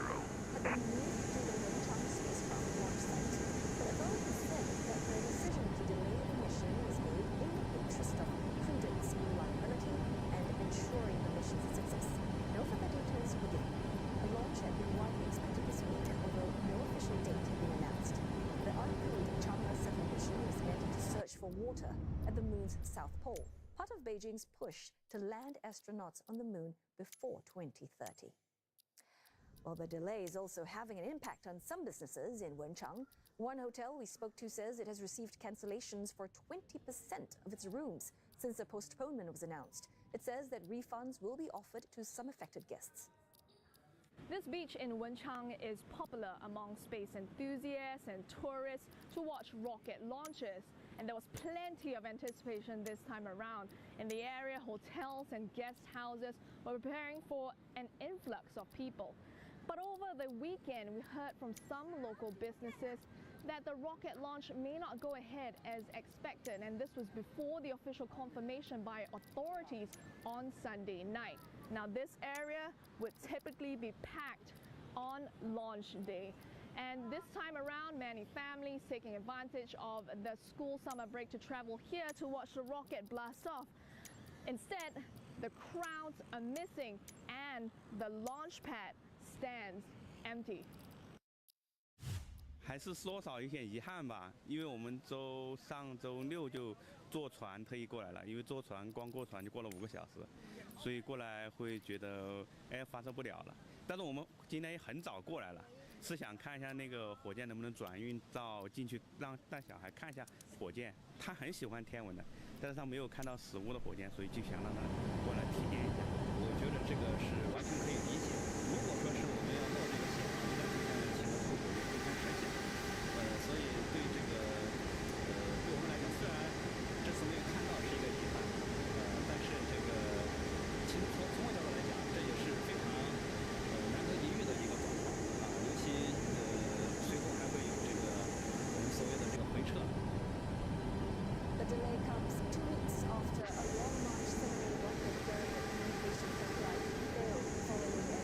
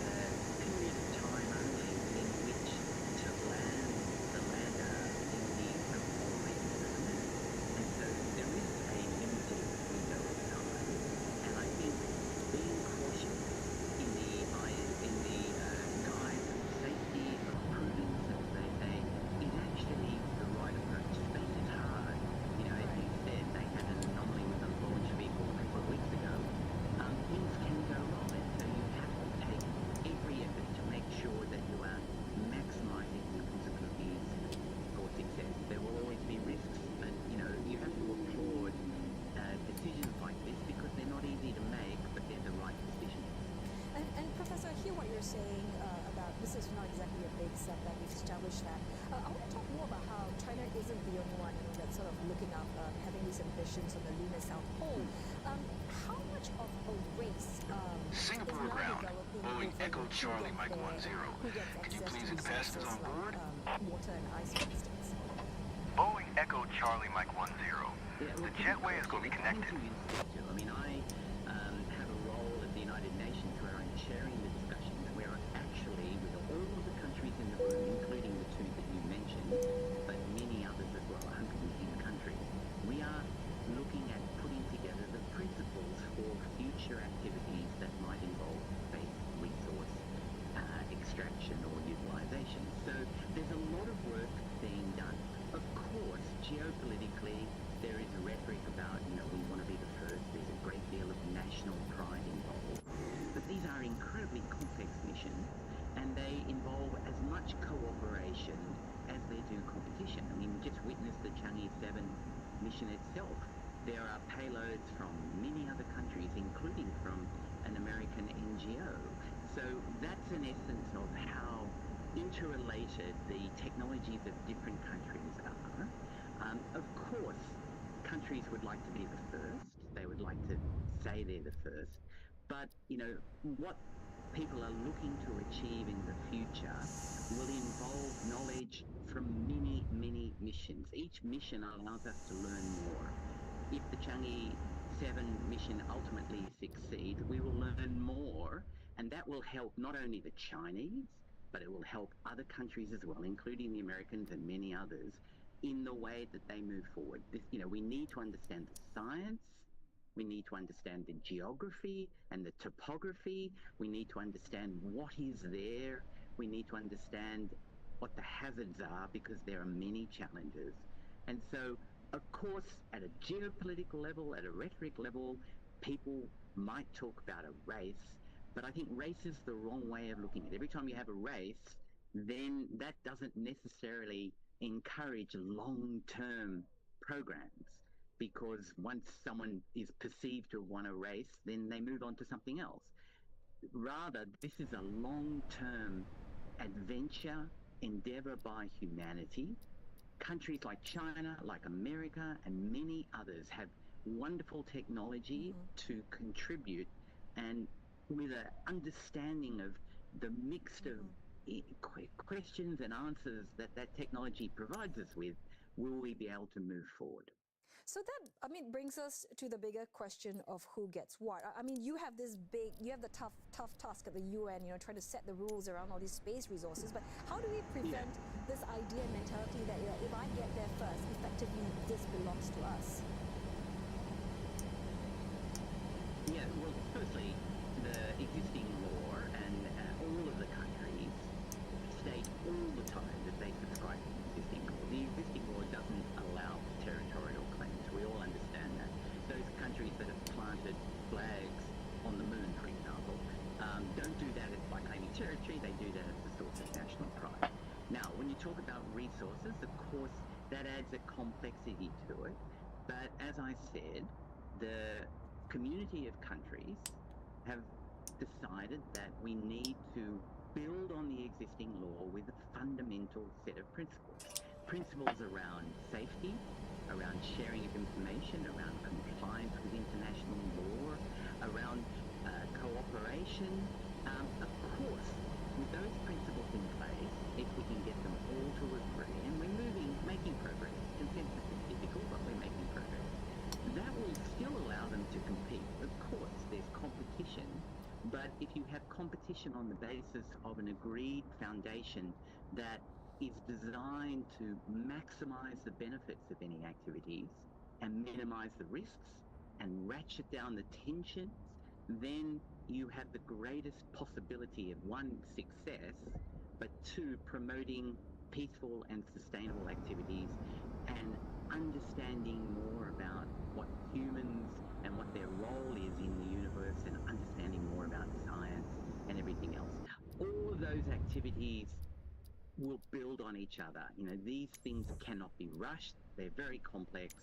And I think we are taking a step-by-step approach. That's not exciting. It's not sexy, but it's what we need to do to ensure that, as I say, there's a maximization of benefits for humanity and a minimization of risks.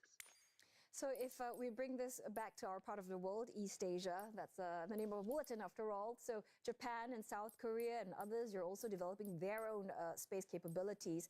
So as China becomes a much bigger lunar power, how do you see this region, I mean, fitting into all the rules and partnerships you talked about that's going to shape what happens on the moon? Well, this is a very vibrant region, the Southeast Asian region. You know, I've done a lot of work with many of the countries in the region, Singapore, of course, Thailand and Malaysia and Vietnam and Indonesia and Philippines. They've all got space agencies, they've all got ambitions, they all understand the importance of space, they all have incredibly clever people, they're all looking to develop missions that make sense for themselves, for the region. So, of course, China is a major spacefaring nation, but China itself is working with some other countries. For example, in the Changi 7, you know, there was a payload from Thailand involved in the lander vehicle. So the Asian region is vibrant, it's moving forward. The example of China and Russia and India and the United States and Canada and Japan, all of those, and the UK, major spacefaring nations, they themselves are interested in working with countries in the region. So I see it as a very exciting time for the region, but I prefer not to see it as a race between competing groups. I mean, that's how it's portrayed by some, of course. I understand that. But space is different, you know, in a sense, it's so complex that we need to understand that there's a lot that we can learn from others. We can compete, but we can compete in a way that allows us all to engage in activities in a peaceful and sustainable way. So still plenty to be worked out then, both on Earth and on the moon. Thanks so very much for joining us. Really appreciate your time and thoughts on this. Professor Stephen Freeland, Emeritus Professor of International Law at Western Sydney University. And for more of our space-related coverage, do log on to our website, cna.asia, and our mobile app as well. Coming up on East Asia tonight, South Korea says that the North is preparing to send more troops to Russia, but there are no signs a new deployment is imminent. And teams from 16 countries put their machines to the test at the World Humanoid Robot Games, showcasing their potential beyond the competition arena.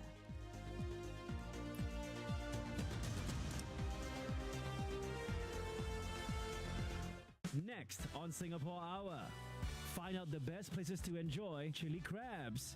You cannot contest with us. Chili crab became famous here on this little red dot.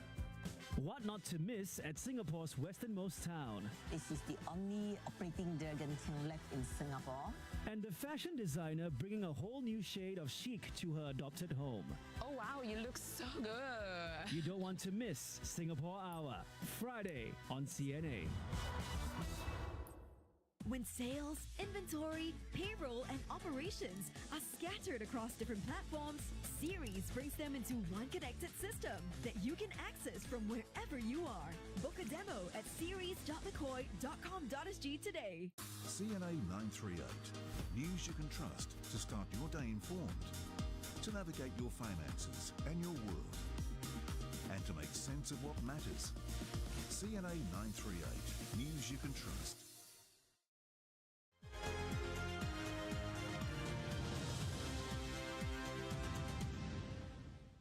South Korea says the North is continuing to make preparations for further troop deployments to Russia. Seoul citing intelligence saying that it has detected signs and that it's tracking developments, but an imminent dispatch has not been identified. The assessment follows claims by Ukraine's president that Russia was expecting tens of thousands of additional troops from Pyongyang. Though Kim Jong-un's sister, Kim Yo-jong, has denied this.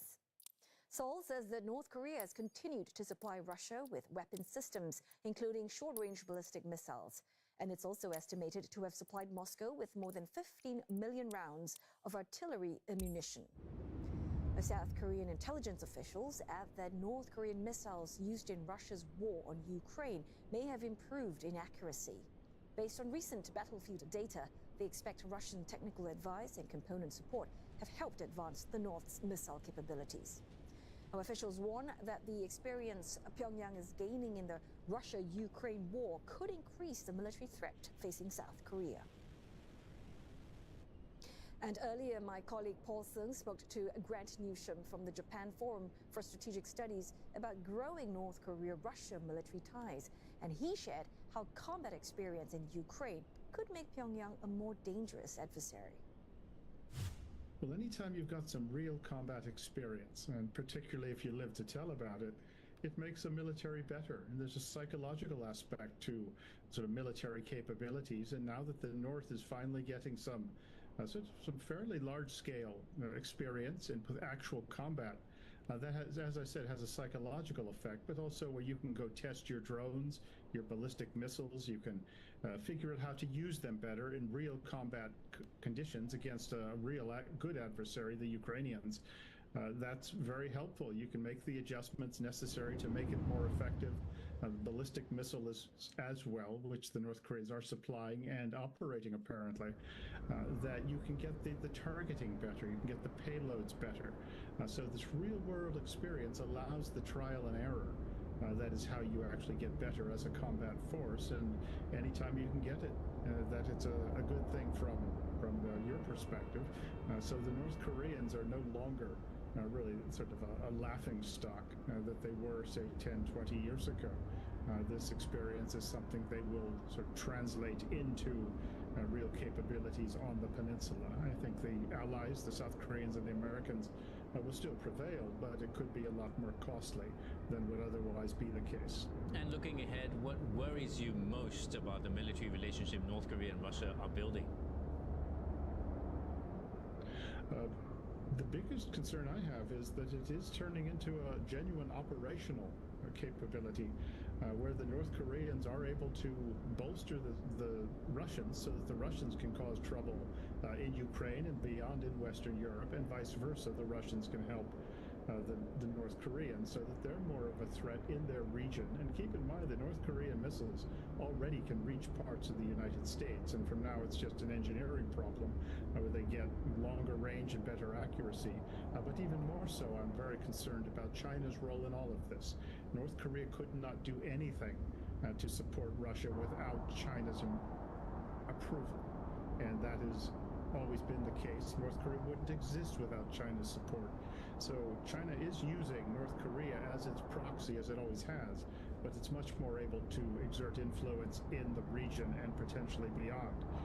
And that works very much to China's benefit. And China does look at the North Korea-Russia alliance as it may be an alliance of convenience, but it's certainly one that allows Beijing to exert its influence into Europe, into Northeast Asia, and surrounding areas. So that's what I'm most concerned of, is this trilateral relationship between these three countries, and China's role in all of this should not be overlooked. Now, the U.S. has cancelled next month's joint marine drills with South Korea after Washington cited constraints on the availability of its forces due to the war in Iran. Both sides are discussing when the exercise could resume as the latest blow to the ironclad alliance. President Donald Trump last week scaled back annual joint drills, calling them an inappropriate and hostile signal towards North Korea. Mr. Trump also said that the United States is bearing most of the cost and mentioned South Korea's refusal to join American efforts in denuclearizing Iran. A delegation of Japanese lawmakers has left for China in an effort to improve strained relations between the two countries. Now, ties between Tokyo and Beijing have deteriorated following Japanese Prime Minister Senai Takaichi's comments on a possible conflict over Taiwan. Now, a member of the delegation, Shinichi Issa, said that the visit was an opportunity to reopen dialogue at a time when communication between both sides has largely broken down. The delegation includes lawmakers from both the ruling and opposition parties. Last November, Prime Minister Takaichi said that a conflict over Taiwan could prompt a military response from Japan. Beijing, which considers Taiwan part of its territory, strongly protested those remarks. China later warned its citizens against traveling to Japan and imposed trade restrictions on the country. The trip comes as other groups also seek to maintain engagement between the two countries. Local media report that around 80 business representatives from Western Japan are planning a separate visit to China later this year. But China's cutting-edge humanoid robots are being put to the test at the second edition of the World Humanoid Robot Games. One such robot recorded a 7.97-meter long jump at the World Humanoid Robot Games in Beijing on Sunday, and the performance earned a gold medal in the long jump final. A total of 21 teams participated in the event, but only 6 recorded valid attempts. The robot from Team Tianzhou made 3 jump attempts and improved with every jump, hitting 7.32, 7.63, and then 7.97 meters. Now, among the events were the 100 and 400-meter obstacle courses, and they feature stations such as ramps, a crawling tunnel, and tire array. The robots are judged based on their finished time plus penalties. Some also competed in the gymnastics segment. It's a full routine event rather than one that uses apparatus. Now, organizers say that gymnastics has been made more difficult this year to push the limits of a humanoid's balance and flexibility. This is the second edition of the Games, with more than 2,000 robots participating. More than 1,000 competitions are taking place, including table tennis and football. Some will also take part in real-world challenges. Robots will be judged on their speed and accuracy in precision tasks, like opening bottles and tightening screws. The Robot Games will wrap up on Wednesday. Japan is sweltering through another dangerously hot summer, but people aren't the only ones feeling the heat. Pet owners are turning to a new kind of cooling gear designed to help dogs and cats cope with such extreme temperatures. For Japan's pets, even a short walk can be a struggle in this heat. With temperatures forecast to reach 39 degrees Celsius in parts of western Japan, the heat is forcing some owners to rethink even their daily walks. I have never lived in a hotter country than here. It is very dangerous even for us humans, and for dogs who cannot sweat like us, it's even worse. So August, September, I'm always concerned what's going to happen to Momo if I let her out even for 15 minutes. So we actually try to avoid walking during the day. One solution, this jacket with built-in fans. Battery-powered fans pull air into the jacket and circulate it around the body. An ice pack at the collar cools the air as it moves through the jacket. これだと全体がこうお腹からも冷やしてくれる。で冷やしすぎない。自然の風なので具合悪くなることがならないっていうのがいいですね。お腹側も冷えてるんですよ。涼しいな。幸せでしゅって言ってます。ハッピーハッピー。The product is inspired by fan-equipped workwear worn by Japanese construction workers. Its maker says veterinarians helped develop the design, which targets areas where major blood vessels run. 獣医師の先生と相談をさせていただきながら、開発していったんですけど、やはりその時に言われたのが、やっぱりワンちゃんも人間と同じで、要は太い、血管が通っているところを冷やしてあげるといいよと。で人間もそうですね、首元ですとか、脇の下とかはやっぱ熱出た時に冷やすのと同じように、やっぱりワンちゃんもやっぱ首元、それから、脇の下とかこういったところを冷やすということが大事だという話なので、そういったところが重点的に冷えるような設計の商品を作ったというところ。The latest version comes in 4 sizes and costs 16,500 yen, or about $100 US. Nearly 10,000 have been sold since the first series launched in 2022. And as heat waves intensify in Japan and elsewhere, the maker says demand for ways to keep pets cool could grow. Well, these are some lucky cats and dogs. On that note, we wrap up Monday's edition of East Asia Tonight. Hope you've enjoyed it. Don't forget your headlines anytime at cna.asia. See you again tomorrow.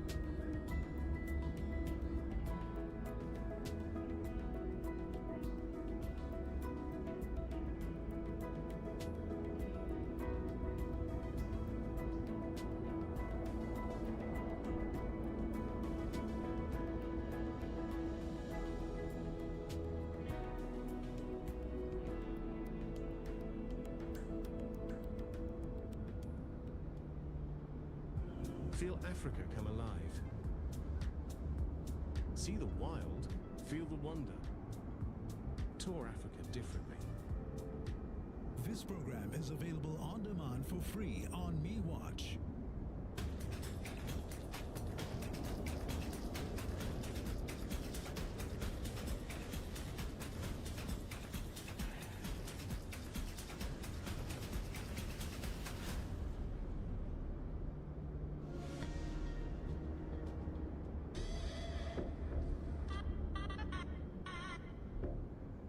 Hello and welcome to Singapore Hour. Whether rain or shine, we are your insider's guide to the city's sights, sounds, and secret corners. Thrifting is definitely having a resurgence here in Singapore, and secondhand is anything but second best. From tucked away shops to weekend markets, the thrill is in the find. The treasure hunters are giving old clothes a new lease of life. Let the hunt begin. This is how I shop. Secondhand, affordable, and full of character. I thrift because it works for my style, my budget, and the planet. And I bring others along for the hunt online.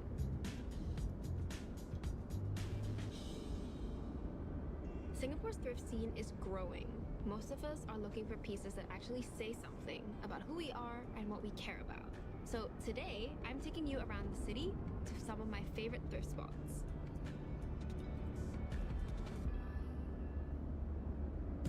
Most people think of Orchard Road when they think of shopping in Singapore, but I usually head somewhere else. This is Queensway Shopping Centre, one of the country's oldest multi-purpose shopping complexes. I've been to Orchard Road many times, and it can be tricky to find something stylish under $10, but here you'll find all the affordable gems. One of my favorite stores here is Where. Prices start at just $5. But it isn't just about cheap finds. Why Queensway? What drew you in?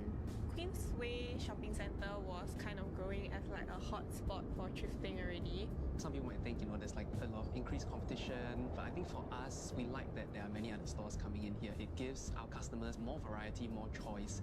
I see your $5 pile bin in the back over there. We try to intentionally keep our prices low because our original motivations for wanting to set up Where, which is to make all these brands accessible for anyone who wants them. A lot of our customers are actually like secondary school students. We even have like primary school students coming to our events. Many of them actually bring their parents along. They walk in with a slightly disgruntled face, I'm being dragged here on the weekend. What's nice for us to see is that as they experience the crowd and everything in the space, to be more open-minded to this whole idea is great for us to see. Stocking items in the store is a labor of love. Usually we get a batch in like this about once a month. They travel to massive sorting warehouses overseas, rack houses, where donated clothes are graded and baled by the ton. In the middle of all that, they dig.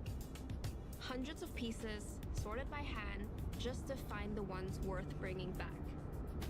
We individually picked out each pieces. We QC our items so that there isn't like a lot of like clothes that are stained, but that took us like hours and hours.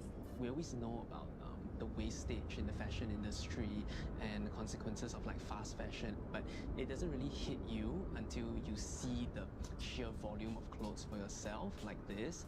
It would really have all gone to like a landfill or an incinerator or something. It really made us want to try to give these like clothes another home. What we really hope that people get is the confidence to express themselves through their clothes, and at the same time also to avoid as much wastage as possible. For some thrift stores, it's about keeping things affordable and reducing waste. For others, it's about finding pieces that feel more personal than off the rack.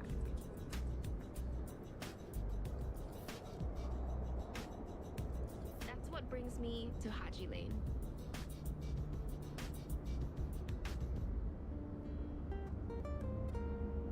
Better known for its cafes and indie boutiques, but now with a growing number of secondhand shops in the mix. One of them is Enteku. This is Mike and AJ. The way they dress says it all. And their store is a space for anyone who wants to experiment, try something different, or just feel more like themselves. Adeko is actually a word that was derived from like an anime. It's a cafe whereby different characters in the world, no matter what kind of background or demographic, they can always come back there, and there's like a safe haven. We wanted to provide a platform and grow a community for people that don't really find their place in society. As a consumer back then, you can't really express yourself truly. I just wanted to find out more about who I am and through what I wear. And then from there, I started thrifting. It's just really just to be different as well.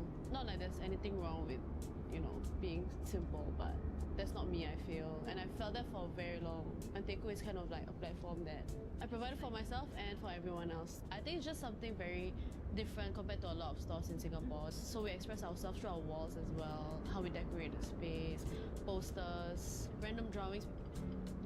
I wanted people to come up and be like, oh wow, like this is something new and everything is always so raw and genuine. I think just providing that experience, that's satisfying on my end. Putting together an outfit is a creative act, and today I'm handing that over to AJ. I can't wait to try this on. Oh yeah, you can just try it on the fitting room. Yay, okay.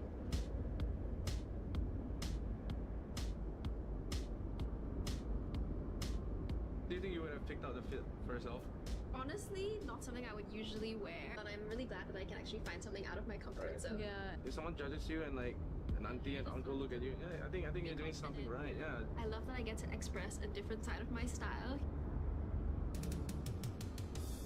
Having more fashion choices means having more ways to show who we are. One place that really supports how I like to dress is the Circular Fashion Hub by the Fashion Pulpit. It's one of the biggest thrift stores in the city, and it's all about giving clothes a second life. I run workshops here on sewing and upcycling. And instead of paying in cash, I swap clothes I no longer wear for something swapped new. Hi, Natalia! It's good to see you again. It's Kurt. Thank you. This is all swap. I'm here with Natalia, a weave artist and one of the most active swappers at the hub. We both have a membership that lets us trade clothes from our wardrobes with other members. So how long have you been swapping at the Fashion Pulpit? I've been swapping since 2018. I had already amassed quite a lot of clothing at home, some of which was due to go. And so what I really love is that they do take in your clothes that you don't want anymore. They'll sort through and see what's in good condition, and then they'll give you points for that. And with these points, you'll be taking out clothing that you do want to wear in the near future. One of my favorite parts about swapping is when I bring something in, I see another swapper picking it up and feeling so happy and so excited. I got this a few years ago, and it turns out that it had been made out of a pillowcase. Oh, cool. I was wearing this and took an OOTD. I put it on my IG stories, and someone that I knew, a fellow artist, she said, hey, I made this. And it's so gratifying for me to be able to ask more about this top and learn about its creator. As swappers, you know that when you swap it out and if you want to swap it in again, you want to make sure that you take really good care of it. So I do see that the quality of clothes here are actually really well kept and that people are taking care of it, even though they're going to pass it on, and I really love that. It's always cool seeing how someone else wears what used to be yours. And if you're into the thrill of the hunt, Resurrect is where the action is. Every weekend just behind Bugis Street, this back alley turns into a lively market. Part thrift, part vintage, part crafts. Behind it all are two thrifters bringing the region's best secondhand sellers to Singapore. I've seen you guys grow all the way from the one little tiny shop at Peace Center all the way to this massive market, so many diverse vendors. So what has that been like for you? Being in a little store, we are not able to really achieve that vision where we bring together, local talents, local businesses back in Peace Center. I found that there are actually very cool things in Singapore. It's just that they don't have the space and home where the mass market can really see them. So I would say that that's something that our company and our market wants to solve, right? To bring the neglected communities, the smaller communities here, for them to grow and ultimately shine more light on them. One day I was walking past this beautiful art lane. It was very underutilized. I was like, hey, A flea market would look beautiful here, and that's where we grew into this amazing flea market. More youngsters are starting their own businesses. Each store has its own niche and special experience that they want to bring to their customers. When you combine their passion and their will to go out there in the world, definitely the thrift scene is growing, right? But this edition is the biggest one yet, with vendors coming in from across Asia. Today's event is extra big. I'm seeing new vendors, new racks. Tell me more about it. We have vendors from JB. I think it's very important to have these partnerships to just create a thrift scene together, make it a home and a culture. So that's why we want to branch out to those around the region. We decided to make it more of an immersive experience, interactive, and we have open mics. People can showcase their talents, dance battles, to make it more a fun experience for youth. They can shop, get some food, and then they come back to watch the performances, and then shop again. So it's like a full weekend activity. It's become like a culture here in Singapore. Thrifting used to feel like a niche thing. Now, it's a ritual. We come with our friends, dig through racks, and help each other find a fit that feels right. Speaking of which, it's time to hunt. But we've got a few rules. Number 1, have a shopping list so you know what you're looking for. And number 2, set a budget so you don't overspend. Number 3, ask yourself, are you really, really, really, really gonna wear it, or does it just look cute? When fashion fits your style, your wallet, and what matters to you, that's the sweet spot. From back alleys to old malls to colorful streets, Singapore's thrift scene is full of surprises. It's about digging, discovering, and finding pieces that feel like you. And sometimes, the best style comes from the most unexpected places.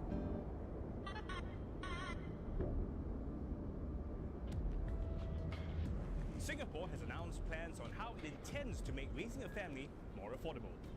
More support for parents, more help to ease the cost of raising children. But the big question is, will these new measures make Singaporeans have more babies? I'm Stephen Chia. I'm Diana Sam. We put the question to married couples and ask what would really make them have kids. We'll be discussing the birth rates as well as other issues raised at the National Day rally. Talking Point, Tuesday on CNA.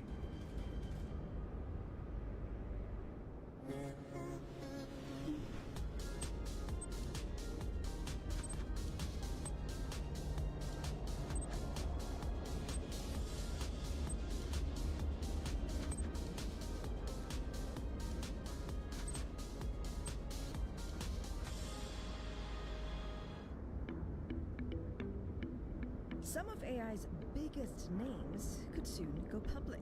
How do you know which ones are worth buying?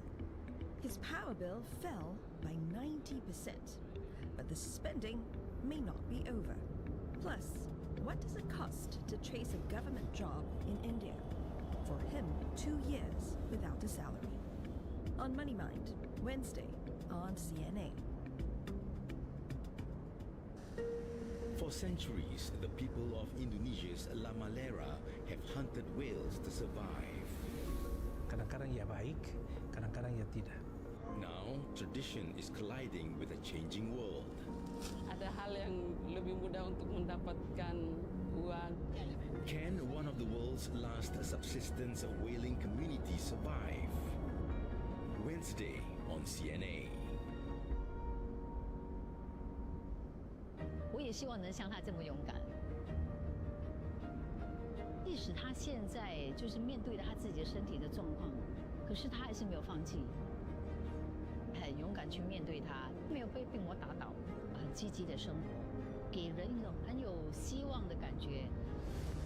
从他们的故事里，我看见30年来 KDF 是如何用心的为每一位患者提供全面的支持与协助。These are the stories of courage, hope, and resilience. 我郑慧玉将以众多艺人把真实的故事呈现给你们，带到你们的眼前。这次会参与的是一个音乐故事剧场，有音乐，有故事，一起来感受真实故事带来的力量，一起守护生命的光。August 30th, Sunday, 8 p.m. Live. KDF 30 Years of Care is presented by Kidney Dialysis Foundation.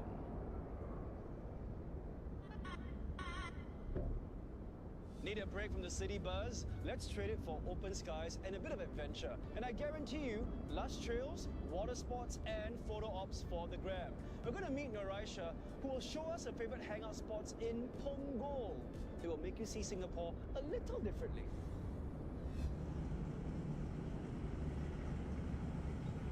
You must be thinking, why am I putting the board under the water whereas wakeboarding is on the water, right? It is because you want to use aerodynamics to get out of the water. I'm Aisha. I've been living in Punggol for 20 years. I tried wakeboarding a couple years ago. I might be a little rusty, but I'm excited to get back out there. The top just tie like a normal shoelace. Get ready. Stay in the squat position on your heels. When you live in Punggol, water is all around you. So trying wakeboarding almost feels like a rite of passage. Now stand up.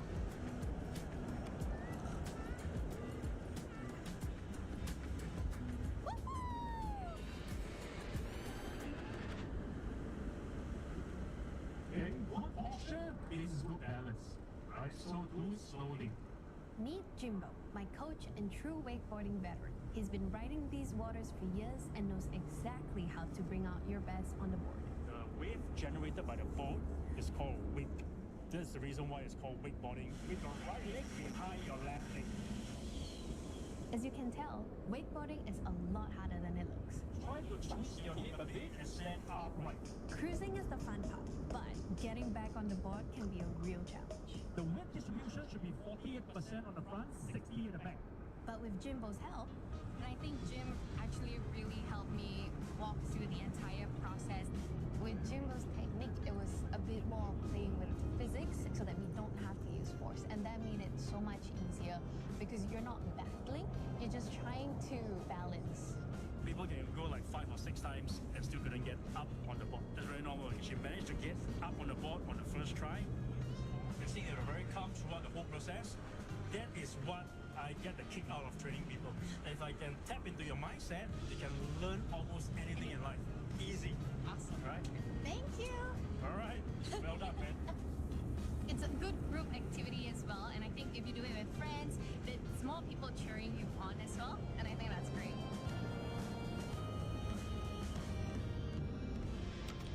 Punggol is a residential town in the northeast of Singapore, known for its modern housing, green spaces, and waterfront living.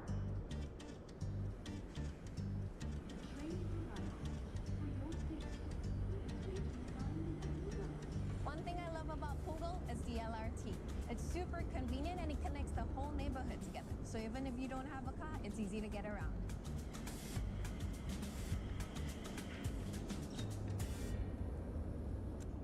We are known for our very own man-made river. Punggol Waterway is Singapore's longest man-made waterway, spanning 4.2 kilometers. It winds through the entire Punggol estate.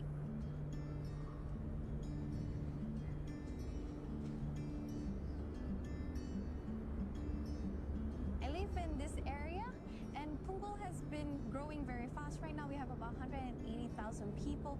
It's very convenient and we have a lot of things around here. As you can see, the waterway actually cuts into the residential estates, and I think that is great because it gives residents a little bit of a view that they can admire.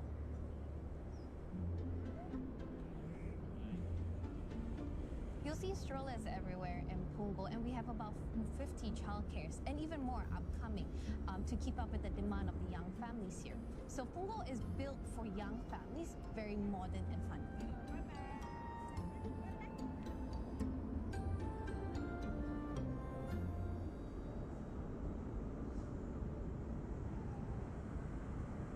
Today, I want to visit a very special place. Sprout Hub lets people rent plots to grow their very own plants. I'm bringing you here. It's called Little Botany, and I've heard so much of this place, so let's go and check it out.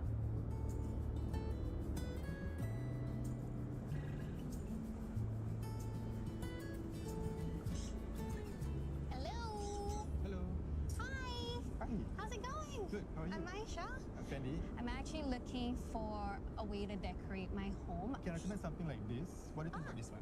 Oh, I love it. It looks like the little mimosa. Yeah, it does. So this is an Everfresh tree.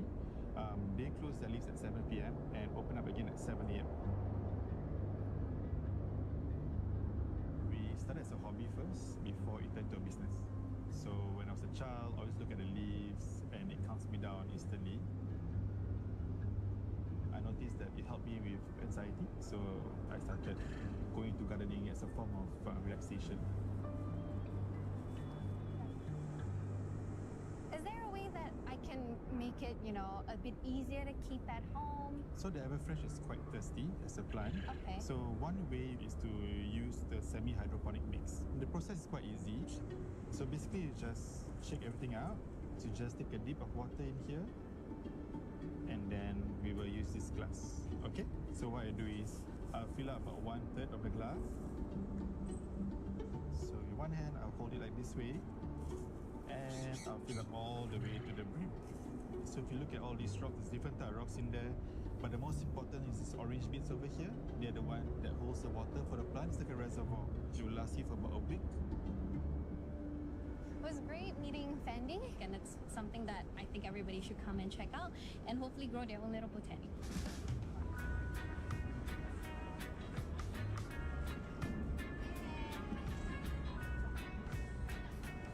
So I'm here to meet my husband. He's happily prawning away, and prawning is something that is very unique to, Mongolians. We all like to do, sit back a little bit and enjoy an activity. So let's go and catch some prawns. Hey! How's it going? Look what I got. I got a prawn. Oh, nice. I got a couple of prawns. Oh, and this is Leo. Leo's here. It's my husband. Hi. He's I'm kidding. Oh, no. How long have you been here? Just for a while. Enough for about five, 6. Okay. Yeah. I guess I'll join you. We're starting with one. How was the botanic just now? Really nice. I got a plant, so we might start a plant hobby. If this one survives this time? Okay. Prawning is like fishing also. It's like 80% luck and 20% skill. So if you feel good, you catch a lot. Our customer base is all over Singapore. Tourists come from Malaysia, Indonesia, our neighboring countries, and surprisingly, we had like Caucasians. In their country, they don't have any prawning. They only go for fishing. So they want to try and do this kind of hobby. We've done this a couple of times. It's a good way to kick back and relax, and then also just enjoy being around other people. A lot of times I think it's not about how much you catch, it's like the experience and the journey that you can enjoy.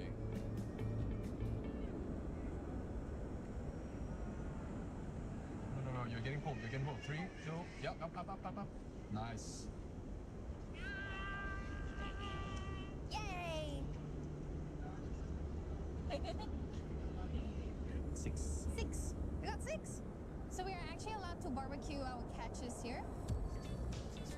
It's very nice. They will give you the salt so that you can use for your prawn. See, I'm drooling.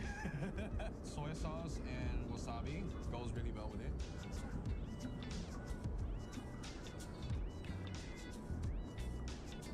Now it's ready. Shall we? Let's go eat. Let's go eat. Bon appetit. Cheers. Cheers. It's nice and big and it's really juicy. So it also depends on how you cook it, how you like it done. But it's always a good fun. You enjoy the company, you enjoy spending hours here, so it's fruit of our labor. Okay, so this is the new lane that they have. And do you want to guess what this is? Is this pickleball?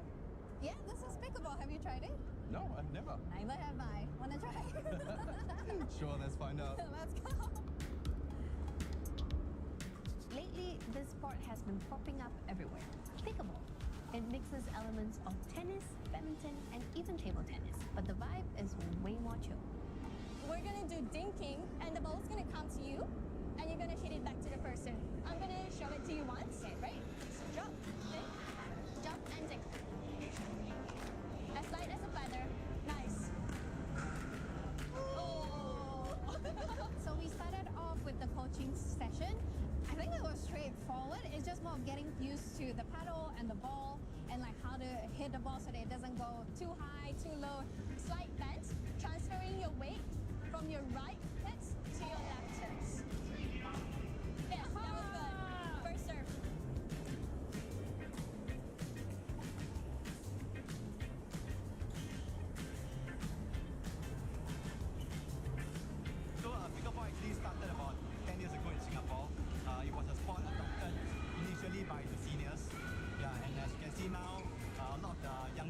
generation are picking up.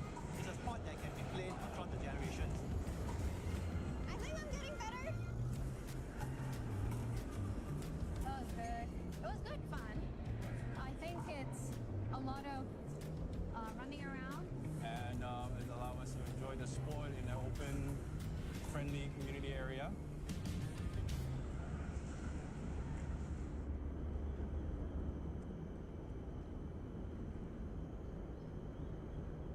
This is our wind down routine. So what we typically do is we'll rent one of these bikes and then we'll ride off into Coney Island. Coney Island is a tiny piece of paradise just off the coast of Punggol in northeastern Singapore. It's a nature's lover's dream with scenic beaches and untouched forests. The cycling trail here has always been popular. With the beautiful sights around, it's a great way to de-stress and wind down for the day. So when we actually came out of Coney Island, this is the first bridge that we come across, the Red Bridge. It's just a place that we would come once in a while, sometimes just a little evening activity. It's very iconic, it's very Instagrammable. Punggol isn't just where I live. It's where I've grown, pushed my limits, and found peace. From gliding across the water to quiet bike rides at sunset, it's the kind of place that lets you catch your breath while still chasing what moves you.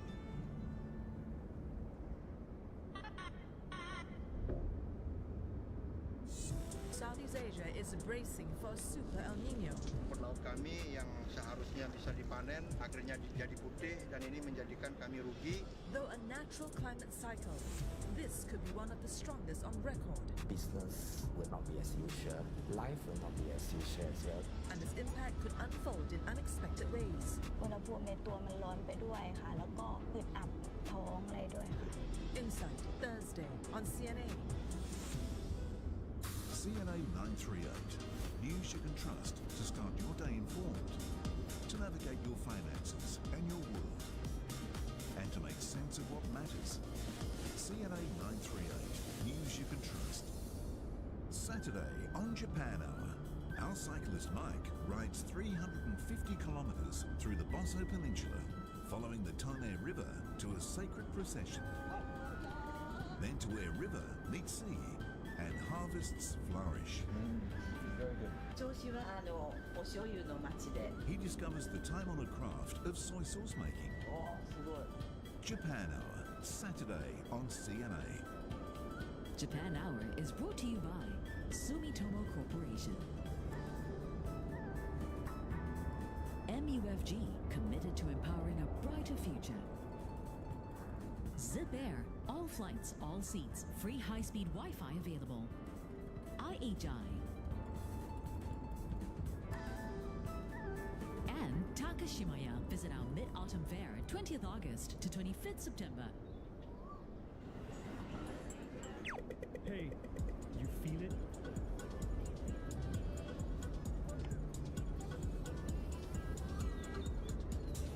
Copy that. 我很骄傲能代表新加坡。我们的故事，我们要自己记载。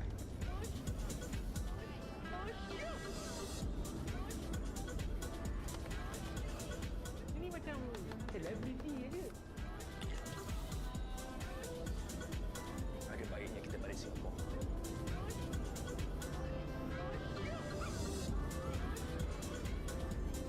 Sekal momen mari sisi. Singapore vibes! So shook. Feel the Singapore vibes. Catch these programs and celebrate the Singapore vibe this August. For more details, go to mediacorp.sg/National Day. AI is changing the rules of business. The question is, who is keeping up? And what does it take to make it work? Shaping Tomorrow, an AI story. This mural has got some wild character, but the real adventure is out there. Let's tag along with our friends over at M-Parks, the folks behind it all, from greening the city to wildlife rescues. Let's see how they help nature do its thing right in the heart of the city. In Singapore, wildlife lives closer than you think. sometimes right at our doorstep. We received a case, right, about yes. I think a snake confined in a Correct. residential house. But every wild encounter begins with the green that makes it possible. From there, the city comes alive.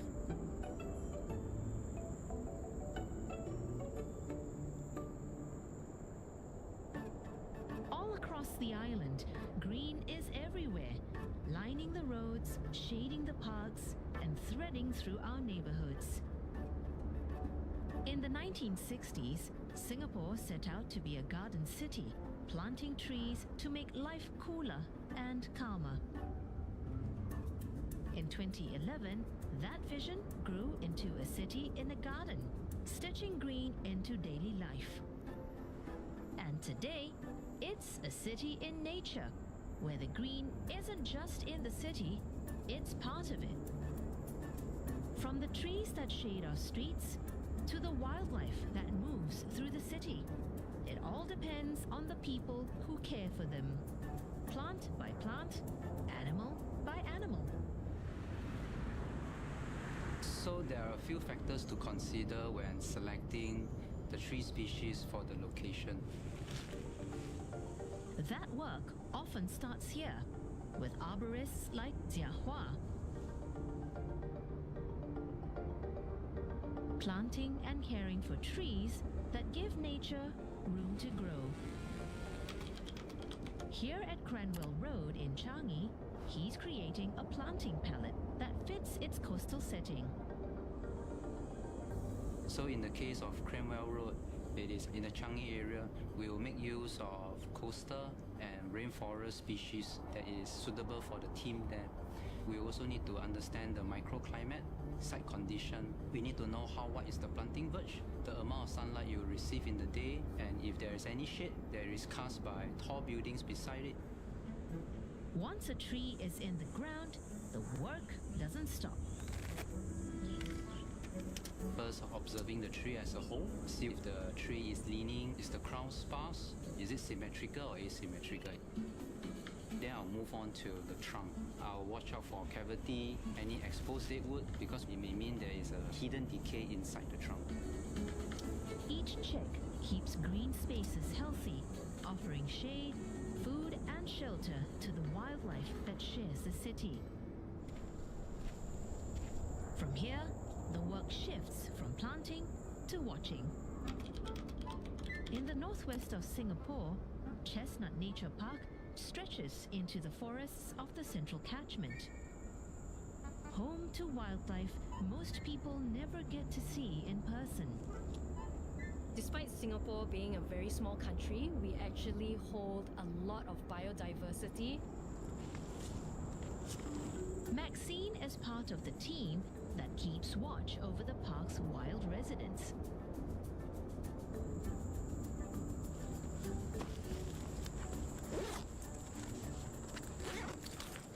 Her work takes her off the main trails into the quieter corners, where signs of wildlife are easy to miss unless you know where to look. One of the tools Maxine uses to track and observe wildlife is the camera trap that records animals as they pass by. We will do a recce prior to setting up the camera traps to determine where we should set them up. If we want to know what is in the area, so like the presence of an animal, we want to put it in an area where an animal will most likely cross. In this area, mouse deer have been spotted, and Maxine is here to study their numbers. Our camera traps can actually run 24/7, triggered by the motion or heat sensors. So most of the time, as a lot of Singapore's animals are nocturnal, we only see them in infrared and in black and white. Knowing what's out there and how they move helps decide which plants to grow, so there's food waiting in the forest or where to add a bridge for wildlife to cross safely. So for example, we have recently gotten camera trap footage of the Raffles banded langur using the EcoLink bridge, and this is very heartening for us, which means that our bridges are working and they feel safe enough, because they are actually very shy creatures, to use the bridge. Reviewing camera trap footage can be very exciting at times when you actually get the animals that you don't expect. So for example, I have never personally seen a Malayan porcupine in the wild, but we have an entire family of Malayan porcupines walking along right in front of the camera trap. Some animals stay deep in the forest. Others wander closer to where we live. And when that happens, nature sometimes needs a helping hand. We received a case, right, about yes. I think a snake confined in a residential house. That's where Chanel and the wildlife rescue team come in. She's just been called to a home in Adam Road where a snake has been spotted. We have had instances where maybe animals are stuck in a certain location or they're injured, for example. So we actually could send the team down to rescue the animal safely and hopefully can retrieve it back and release it to the suitable natural habitat. For every rescue, Chanel's goal is simple. Okay, so now it's over there lah. Okay, so we will help to rescue the snake from the area lah. Okay, thank you. Keep people safe and secure the animal in good condition.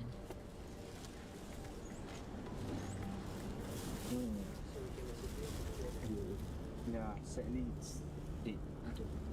Yeah.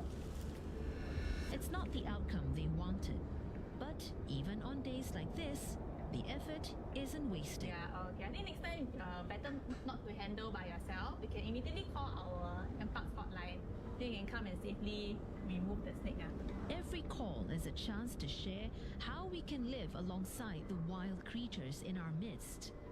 We really try to strive for the awareness and the appreciation part, because some of these native animals are beneficial for our ecosystems. Like our snakes, like our pythons, help in pest control. So they are like a natural pest control company basically. So it's good to actually have these animals to actually help with this ecological balance in Singapore.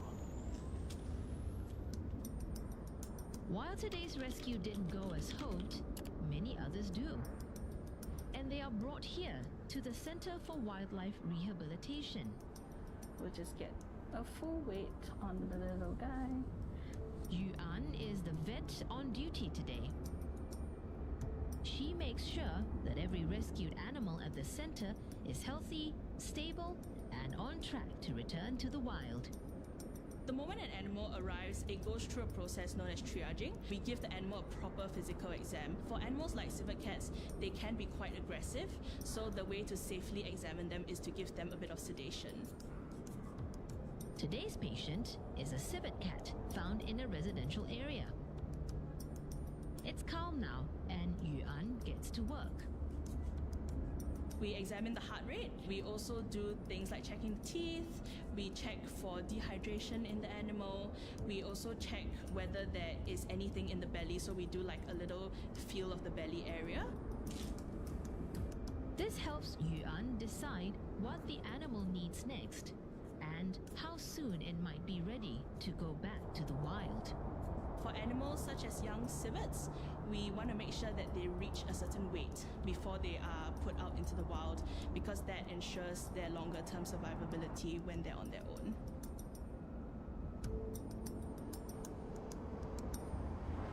What it takes to be ready for release isn't the same for every animal. For birds, it's all about flight. Not just taking off, but staying in the air long enough to survive. That's what the bird rehabilitation room is for. A larger space with trees and branches to rebuild their wings. Some patients come with scales. In the next room, 2 rescued pythons are ready for one final step before being released. we will be microchipping the snakes, as we want to know if these snakes are ever recaptured, where they came from, which also helps us to gain a better understanding of how pythons are moving around Singapore. It's a tiny chip, but it can reveal a lot. Every bit of data adds to a bigger picture. How wildlife moves, how it adapts, and how we can build a city that makes space for it. Every animal has its place in the food chain in the ecosystem, and ensuring that these populations continue to persist for a long time, I think is really important. A city woven with nature doesn't happen by chance. It takes planning to grow green where it matters. Awareness to notice wildlife even when it's hidden. And care to give every animal a chance to survive and return to the wild. Because living in a city that shares space with nature means making space for it every day. Now I am become death, the destroyer of worlds. We know how these stories end. Explosion at the Ariana Grande concert. 2 bombs went off the finish line of the Boston Marathon. Joy turns to confusion and a realization of tragedy. A Pan Am jumbo jet has crashed just north of the Scottish border. Left arm. What happened before? Warnings from engineers had been dismissed for years. America's credibility on the world stage now under fire. The use of atomic bomb was something America was prepared to do. This had become a totalitarian state, and Hitler could say, you voted for it. Had the message been relayed properly, the US Navy could have diverted the catastrophe. The greatest mistake in the Titanic was navigation. Delve into the events that forever changed history, minute by minute. From 6th September, every Sunday at 7 p.m. on CMA. East Asia, a region steeped in history, now helping to write the future of our world. From the corridors of power to the region's most remote corners, we'll break down the news driving some of the world's largest economies and explain why it matters. On East Asia Tonight, with me, Oteli Edwards.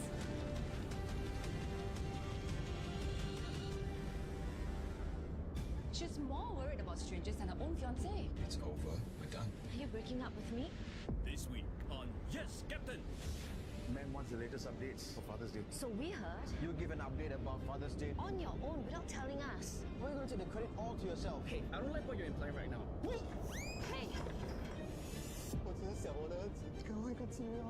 Today is the day. Don't worry, they'll be here. Yes, Captain. Monday to Thursday, 8:30 p.m. on 5.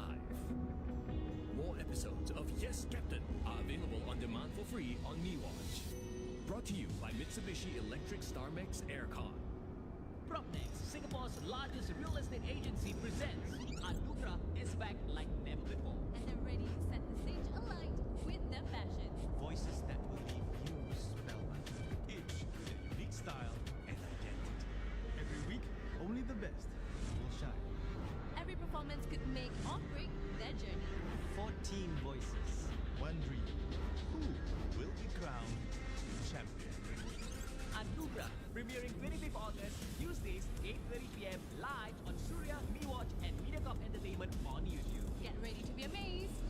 Brought to you by the main sponsor, FSS Interior, enhancing homes, building bonds, and the following co-sponsor. From buttery kaya toast to French croissants, you can find about any type of food here in Singapore. Now, for the last 20 years, the Kryoskis have called Singapore home, and they brought a taste of their Yugoslavian roots with them. Let's see how they're blending tradition with Singapore flair, and trust me, it'll be worth every single bite.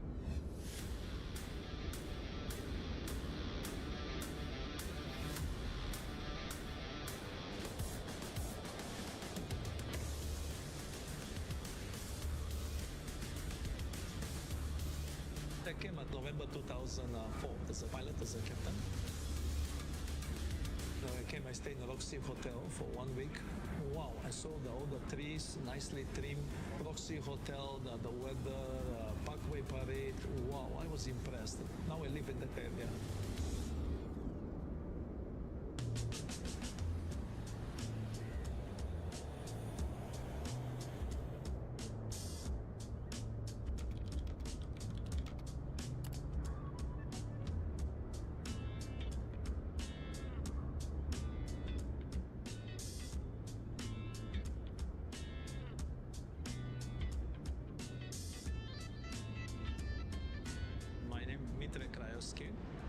A bit unusual the surname to pronounce Cryoskin.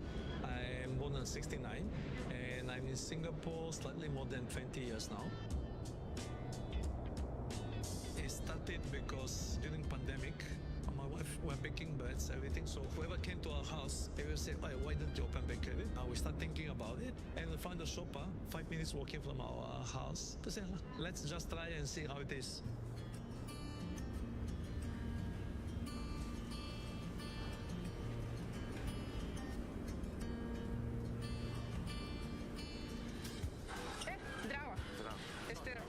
Naši ljudi, a?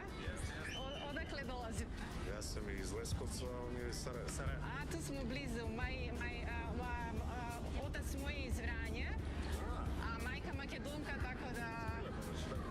A muž je iz Prilep. Ja sam iz Skopje, a otac mi iz Vranje, tako da... Nije, Mitre. To je suprug moj, da, super.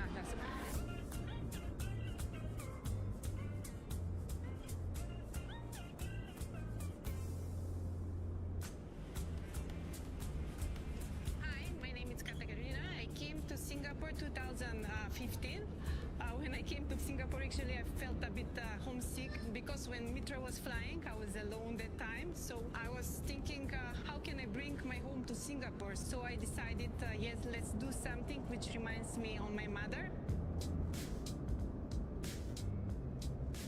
First, I needed to do a lot of changes, means not in the taste, most in the shape, because our portion, traditional Yugoslavian portion, are much more bigger than this. About the sweets, I can say I reduce a lot of sugar because I know the taste of Singaporean is that they want something sweet but less sugar. So our kids are born here, so they are Singaporeans. They attend the local school, they learn Chinese. And one of my regrets is I never tried to learn Chinese. Hi, would you like to try Ivor? You must try. Goes along with sourdough bread. Fantastic. Is that? Try. You can take. It's vegan. All pepper based. 100% pepper. When people ask me why you name it Yugoslavia, oh, you come originally from Macedonia. Why you never name it Macedonia? I say all these products are from ex-Yugoslavia. They're not from Macedonia. So as I say, this Croatia, this Bosnia, baklava, Turkey, Greece, wherever, but they're all over the continent and all over Southeast Europe. And we make our own yogurt, our natural sour yogurt. I'm proud to say that this is my recipe. All these years I will experiment with different kind of milk. That's my specialty. The rest is my wife's specialty. Thank you and have a good day. Bye.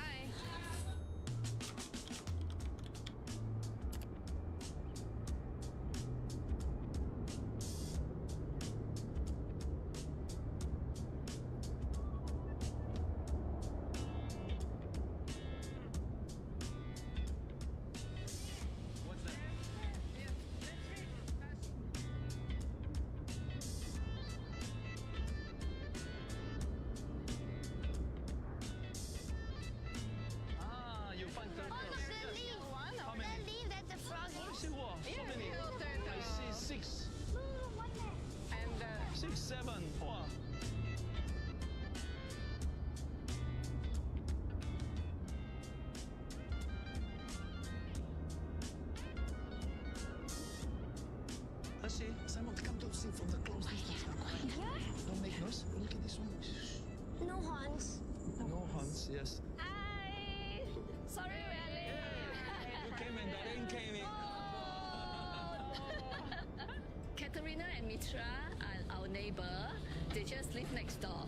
We meet the kids at the playground. That's how they started playing together. They are very fun-loving people. So the two kids are very cute. So my daughter gets along very well with the two children. We love to go to the East Coast and they visit each other's home to play. They even have sleepover. Can I adopt the crocodile? You want to adopt the crocodile? Yeah. Hey, Snake, we can buy you a present and you can keep it at home.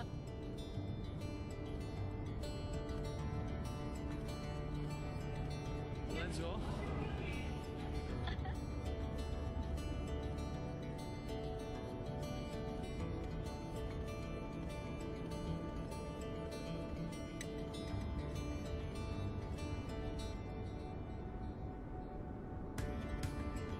Singapore, I travel around the world. It's the most family-friendly place.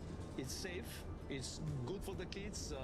It's clean. It's well organized. In every sense, it's very good for the kids. I would say it's the best country. Okay, kids. Simon. Wow. Okay.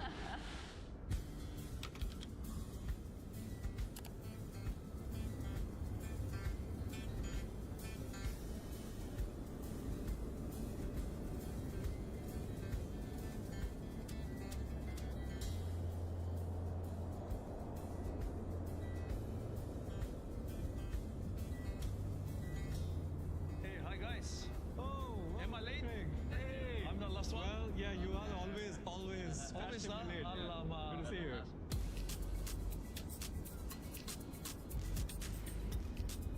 Wow, triple. Thank you very much. Oh no, this buddy here, we met 20 years ago. Johnny, we used to work together. We know each other same 20 years. We are flying together. He's also original 100% Singaporean. I'm 100% as well now, huh? Even I don't look like her. And Tanvir is my neighbor. His daughters, my kids, best friends. So we used to be all single, going out, partying. Now all married men, huh? But still, we get together. Cheers. Thank you, everyone. Cheers.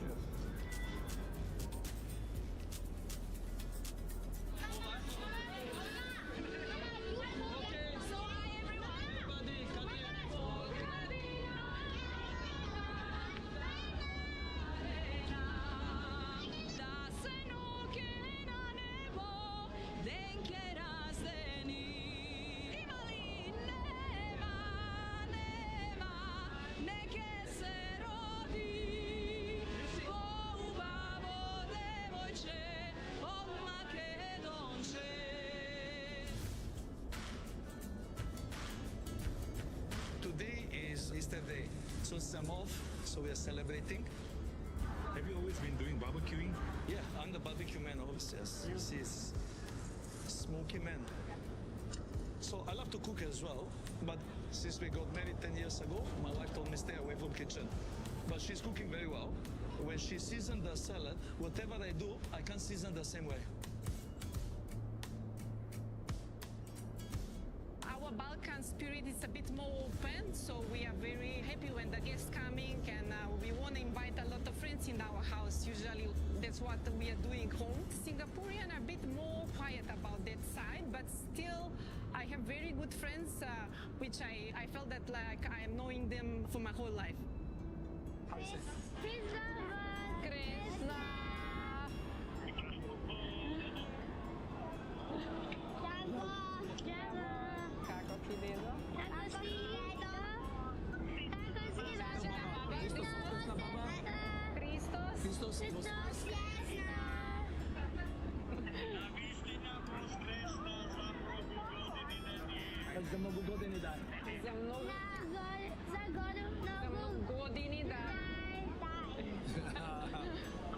You say bye-bye to Baba Dedo.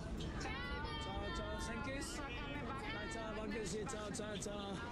What do you miss when you go Macedonia? When you go Macedonia, do you miss Singapore? Yes. What do you miss most? The internet. Internet at home. You have the internet. Swimming. What else? Rex, your friends? Yes, friends. School? School, yes. School friends also. My bed. Your bed, okay.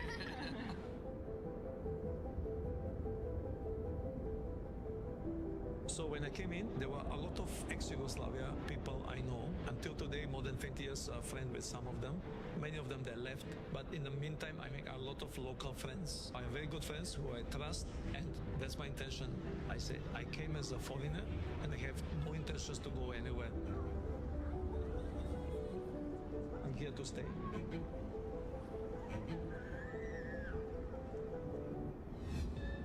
If you miss a Singapore Hour story or two, not to worry, you can binge watch everything on CNA Insider's YouTube channel. We're signing off for now, but there's always another adventure around the corner.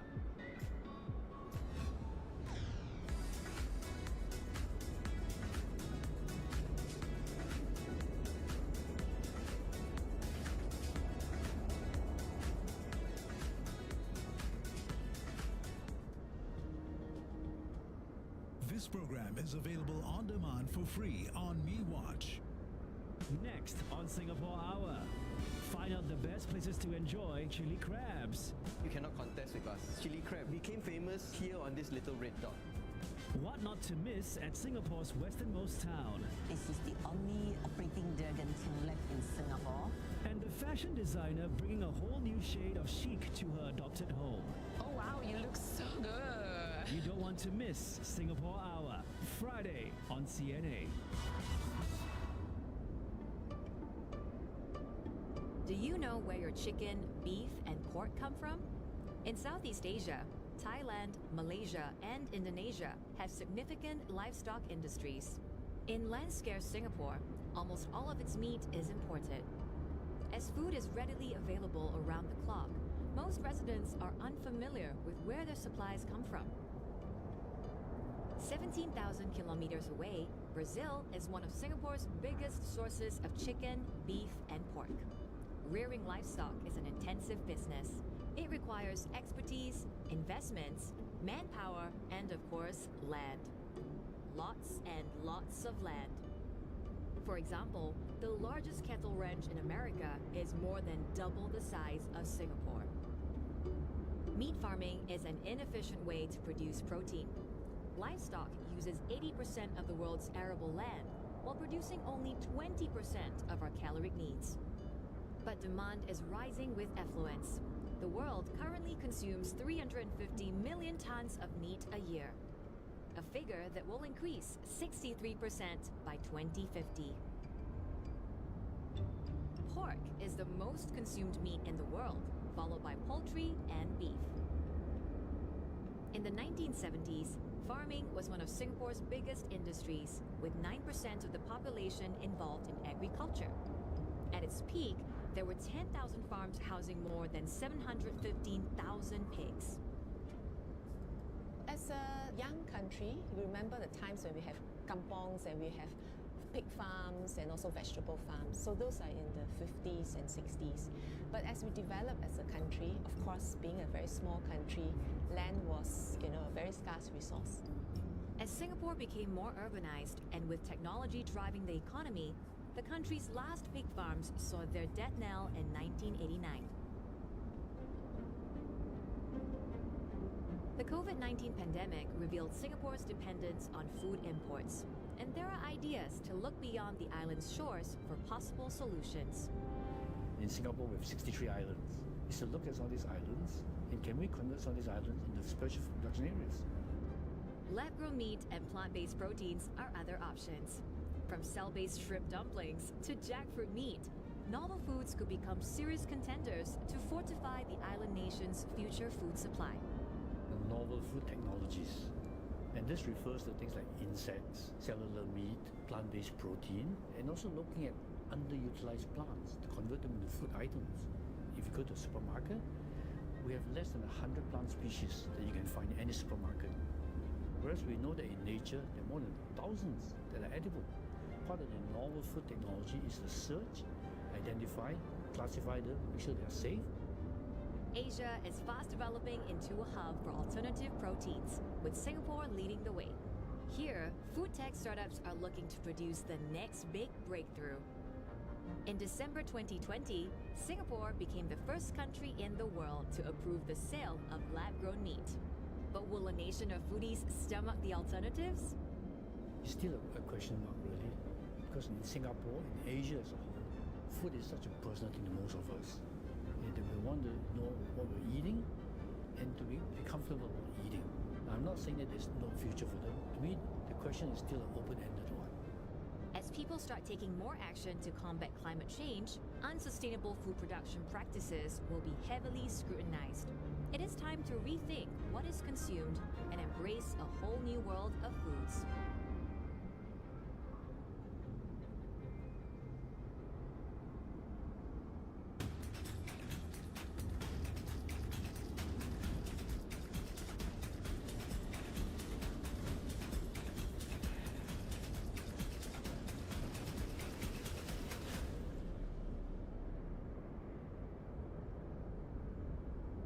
This is Singapore Tonight.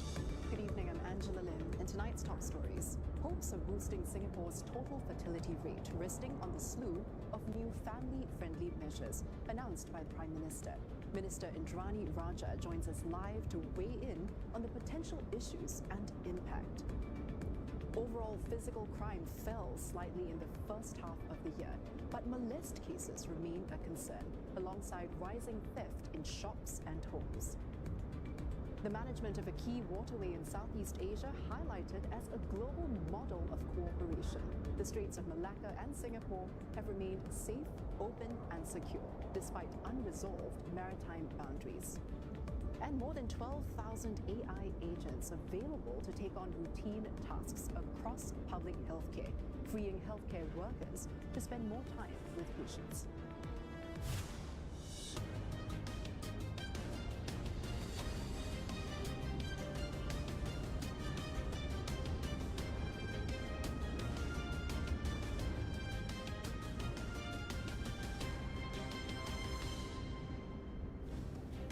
And in your business update, Singapore and Ecuador signed a deal ensuring cooperation in areas such as trade, education, and digitalization.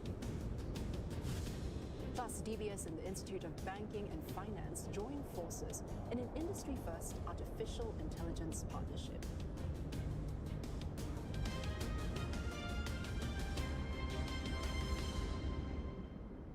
Singapore has rolled out successive measures aimed at making parenthood easier. But even as support grows, the total fertility rate, or TFR, continues to fall. So, how much difference can government intervention make to decisions about having children?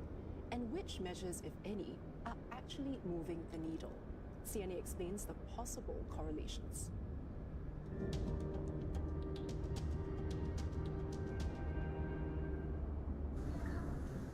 Singapore's total fertility rate, or TFR, fell to a historic low of 0.87 in 2025. That's far below the replacement level of 2.1. TFR measures the average number of babies each woman would have over her reproductive years, and Singapore's efforts to lift fertility stretch back almost 4 decades. By 1976, Singapore's TFR had fallen to around replacement level. In 1987, the government reversed its two-child policy, lifting penalties and adding tax, childcare and housing support. But how quickly would any impact show up in the TFR? In 1988, TFR jumped from 1.62 to 1.96. The policy shift may have played a part, but 1988 was also a dragon year, traditionally associated with a preference for births among some Chinese families. So it's difficult to separate the effect of policy from cultural timing. After the Marriage and Parenthood package was expanded in 2004, TFR edged up from 1.26 to 1.28 in 2006 and to 1.29 in 2007. After another major package in 2013, it rose from 1.19 to 1.25 in 2014. Policy may have contributed to those increases, but the TFR alone cannot tell us by how much. And any impact may take time to show up. Decisions about marriage and children can take years to translate into births, which means that the effect of a policy may be spread across the TFR line rather than showing up as an immediate jump. Over the last 5 years, TFR fell from 1.10 in 2020, dropped below 1 for the first time in 2023, and reached that historic low in 2025. Over the same period, baby bonus and child development account support was expanded. Housing measures gave eligible families greater priority or access in build-to-order flat balloting. And parents were given more time with their children, with government-paid paternity leave increasing from 2 to 4 weeks in 2024. Support is set to increase further, with every Singaporean child receiving almost $70,000 in direct financial support as they grow up. Yet, looking at the TFR, there is no obvious sustained reversal following any single intervention. That doesn't necessarily mean that those policies had no effect. The question is, what Singapore's TFR might have looked like without them. I think generally speaking, the consensus from the research perspective is that it would be even lower. Actually, Singapore's fertility rate has been really until recently above 1, which is above average for city in this region. And that could be due to a number of reasons. What we can't say is that the policies don't work because TFR is going down. Because the TFR is going down actually quite universally. That leaves another question. If support has increased, why has fertility continued to fall? Financial support can reduce the direct cost of having children, but some of the biggest costs of parenthood are harder to put a dollar figure on. The opportunity cost of parenthood, and that includes the consideration of what kind of trade-offs women and men these days have to do to give up some of the career advancement or the wage increase, promotion, and that kind of things. So this is what people usually call the parenthood penalty. Other pressures include later marriage and childbirth, shifting priorities, unequal caregiving, and the ongoing cost of raising children. And then there is the TFR itself.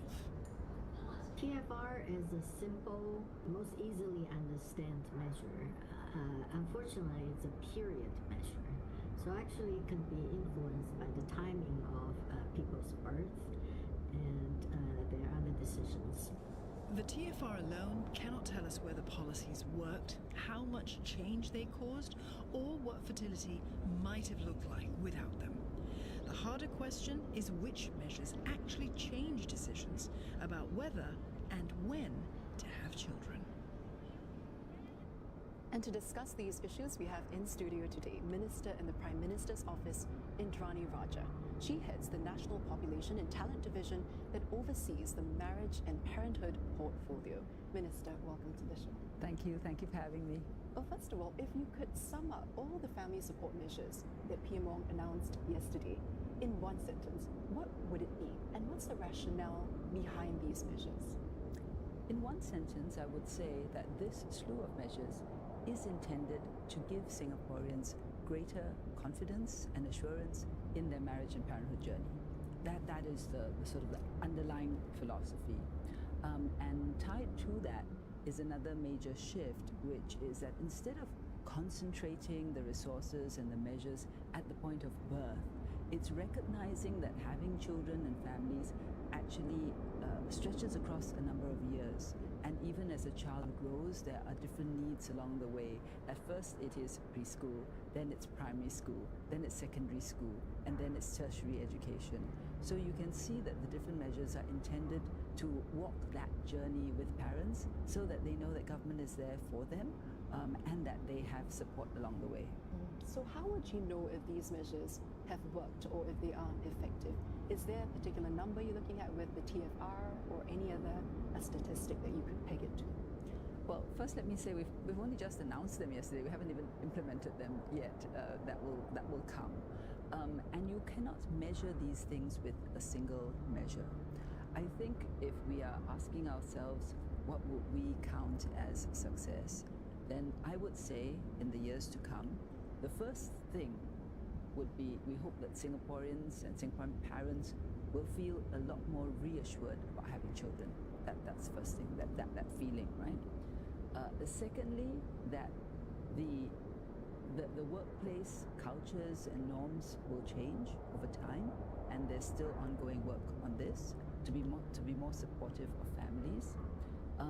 That people will have greater reassurance in their career choices and in the decisions of whether to have families, and eventually we hope to see that the TFR will obviously take a different trajectory, and ultimately for Singapore to be a family-friendly place.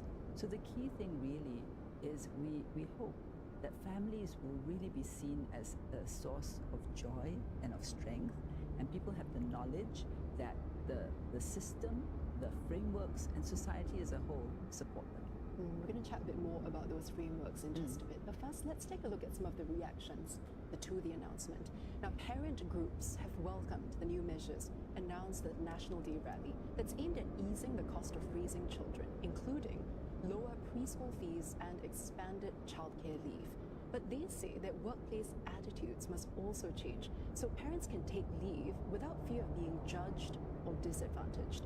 Some are calling for employers to be more transparent about parental leave take-up and retention, while support should eventually extend to working grandparents. Sabrina Ng reports. From cheaper preschool fees to more financial support as children grow, families are set to get more help to cope with the costs of raising their young. One group supporting back-to-work mothers says the planned reduction of childcare fees to $150 a month for government-supported preschools and $300 a month for infant care will be significant. If you look at it, it doesn't sound like a lot on a monthly basis, but because the first 6 years are quite significant, and that's the other thing. If we choose to have more children or not, childcare does have an impact. For mothers, for example, who are returning to work, they think about these things too. If the childcare is expensive, then they, if you have 2 or 3 kids, and you start thinking, do I really want to go back to work? So I would think that the childcare subsidies is probably the greatest impact at the moment. Parents will also get more time with their children as childcare leave increases. But parent groups say simply having more leave on paper doesn't necessarily mean parents will feel comfortable taking it. To that end, the group stressed that workplace culture must change too, so parents don't fear being judged or disadvantaged for taking time off to care for their children. I think it first starts at the very top, whereby leaders demonstrate by example, them sharing, hey, I'm taking leave, whether annual or sick or parental leave for this period, to protect not just their own leave, but also the leave of their employees when they're on such leave. Sometimes both spoken and also in action. And also when someone do go on such leave, there's no penalty, there's no negative feeling when such leave is taken. Dr. Ong hopes support could eventually go further and extend to working grandparents who are helping look after their grandchildren. He's also urging employers to disclose how many workers take parental leave and how many remain with the company after. The aim is to give parents a clearer picture of how family-friendly a workplace really is, while encouraging employers to improve their practices. Now, Minister, to address these concerns, PM Wong says that career should not come at the expense and the cost of parenthood. So how can the government then ensure that this is actually practiced in workplaces? Well, it's actually going to have to be a joint effort. But let me set this in perspective. There are a whole range of factors that affect the parent's decision or whether to become a parent, and also how it affects your career. Yesterday's measures address certain concerns. One is financial, so there's more financial support, there's more housing support, there's also more care support, and more support in terms of protected time.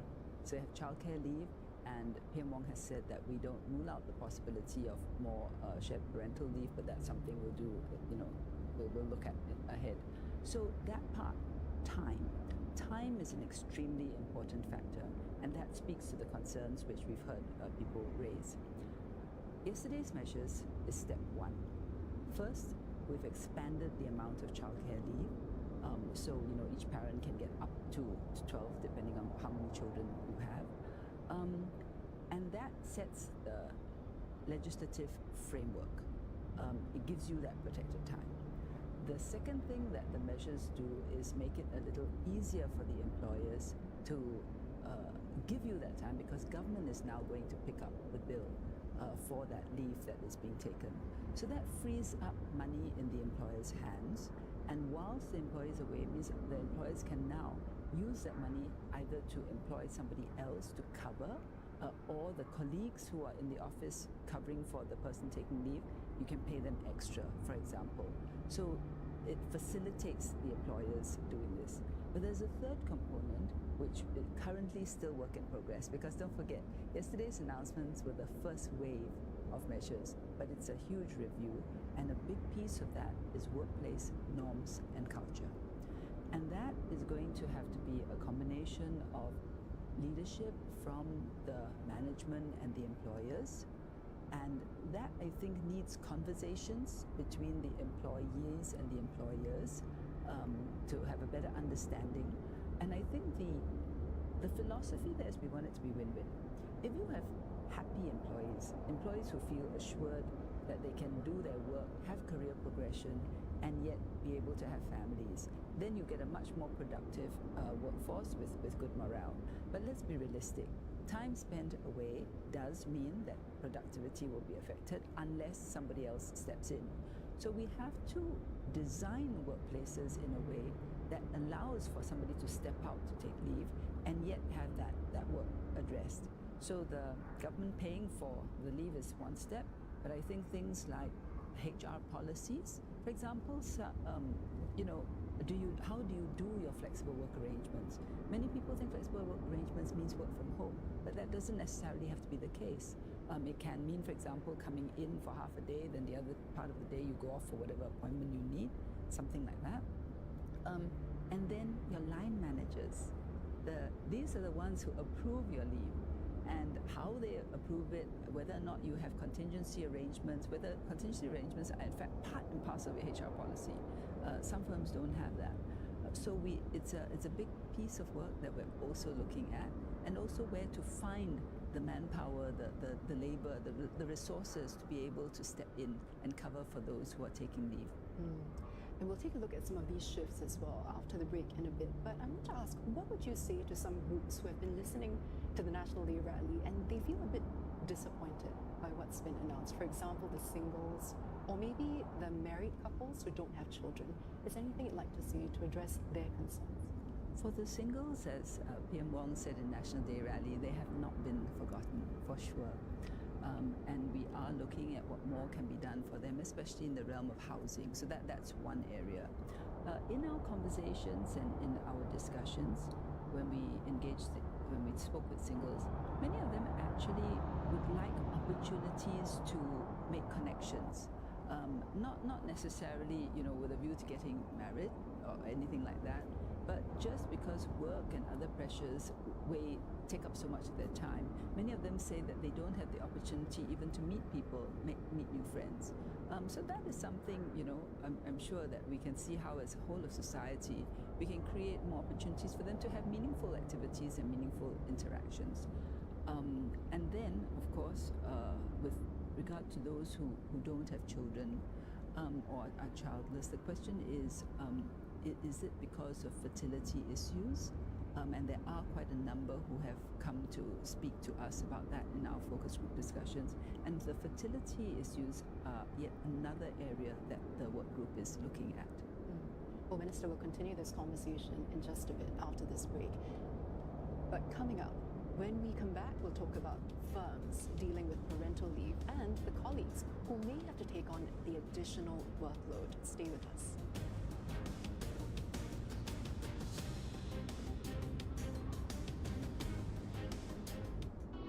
From the untold stories of 9/11 to a chilling trail of murder and ages pushed beyond oil, uncover the powerful stories reshaping our world this September on CNA. I thought I was going to die. 25 years after 9/11, unravel the story of those trapped inside Windows on the World, the iconic restaurant on the top floors of the World Trade Center's North Tower. People were in the building. We had to race to get them out. Accused of poisoning the victims with cyanide, Death Lows traces the deadly trail behind one of Thailand's most shocking murder cases. Everyone was confused. How could this woman be a killer? Across South and Southeast Asia, communities are pioneering a life without oil using solar by biogas, electric vehicles, and local alternatives to build a cleaner, more resilient future. Part of the inspiration is really the rising fuel costs. This September on CMA. Singapore has announced plans on how it intends to make raising a family more affordable. More support for parents, more help to ease the cost of raising children. But the big question is, will these new measures make Singaporeans have more babies? I'm Stephen Chia. I'm Diana Sam. We put the question to married couples. And ask what would really make them have kids. We'll be discussing the birth rates as well as other issues raised at the National Day rally. Talking Point, Tuesday on CNA. 它慢慢变成越来越不可以 control。来 ，give me your handphone， give me your handphone。看，他有 seizure 一天100多次。为什么是我们呢？ Some acts of love last a lifetime. Caring is one of them. 14年了嘛，很珍惜跟他在一起的每一天。无论怎么样，我一直都会在你身边。 Stories of sacrifice, devotion, and unwavering love. 你不能够动，我就是你的手和脚。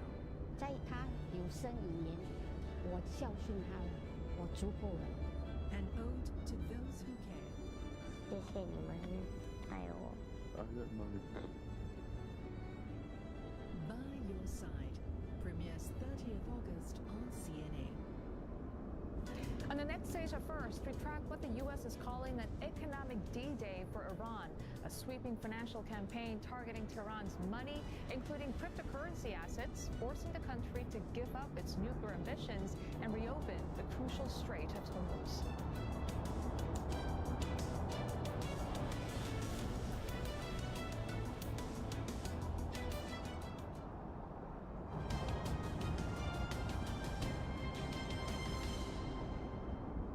Welcome back.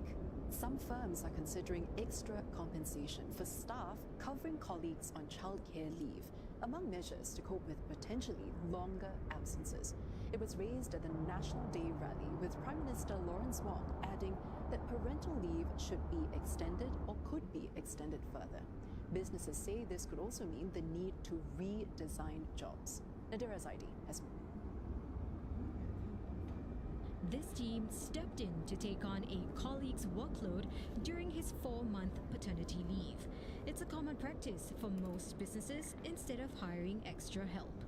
Certain roles are very specialized, and it's not possible to just go out there and try and bring in a part-time cover or temporary contract staff cover. For example, I'll give you an example, our lactation consultants. It's a very specialized roles. So if I do need to have the couple of lactation consultants that we have at hand cover an existing maternity cover, then obviously that's something that we need to talk about and see how we can make sure a proper stipend is provided for them. In his National Day rally speech, Prime Minister Lawrence Wong said the government will not rule out extending the current 30 weeks of government-paid parental leave. Firms say longer leave will require more planning to manage manpower gaps. That could mean redesigning jobs and using technology to ease manpower pressures. I think Singapore is a place where employers do need to think about how to make best use of the workforce that they have, and integrating AI to take over some of the more routine tasks, even decision making or automation of the process. I think that will help them to free up manpower needed for the higher value added work. It's not an easy task by all means, so employers do need to fundamentally relook at the work processes and where their talent are within the firm, and what can these talent deliver when they try to augment them with AI. For employees without children, analysts say companies can consider giving other benefits. Very progressive companies can consider flexible leave arrangements for employees that have other caregiving needs like elder care. And they can then claim those flexible leave either for the childcare, which the company can then claim from the government and fully reimburse that, but allow the employees with no children to take flexible leave to support their other caregiving needs, other dependents. She adds that may not work for smaller firms because of costs, but as workers call for more support to meet caregiving needs, experts say businesses will have to find ways to balance support for parents with the needs of the wider workforce. And now let's continue our conversation with Minister Indrani Raja. She heads the National Population and Talent Division, which oversees the marriage and parenthood portfolio. Now, Minister, we've seen the firms already starting to adjust, but what are some trade-offs that you think employers should prepare for, even as the government expands childcare leave? And what are some responses they've given you while you've engaged with them? Right. Well, the key trade-off is that when somebody takes time off on parental leave, that leaves a gap. And so you need to be able to fill that gap, right? So if we want our parents to feel supported, that's great, but we still have to address the issue of what happens when they go on leave. And the key here is flexibility. Most important thing to remember is that different industries and different sectors operate differently and have different needs. In nursing, for example, how you might have do flexible work arrangements or how you might backstop or backfill is very different from if you're in professional services, also different from if you're in manufacturing, and different if you're doing precision engineering. So I think the first thing is that sector by sector, every sector and every company has to look at their own area and see what will work for them. Because even companies in the same sector, depending on your culture and how you've arranged your company, will work differently. But I would say there are a few factors. One would be, now that government is paying for all of the leave, that frees up cash in hand for the employers.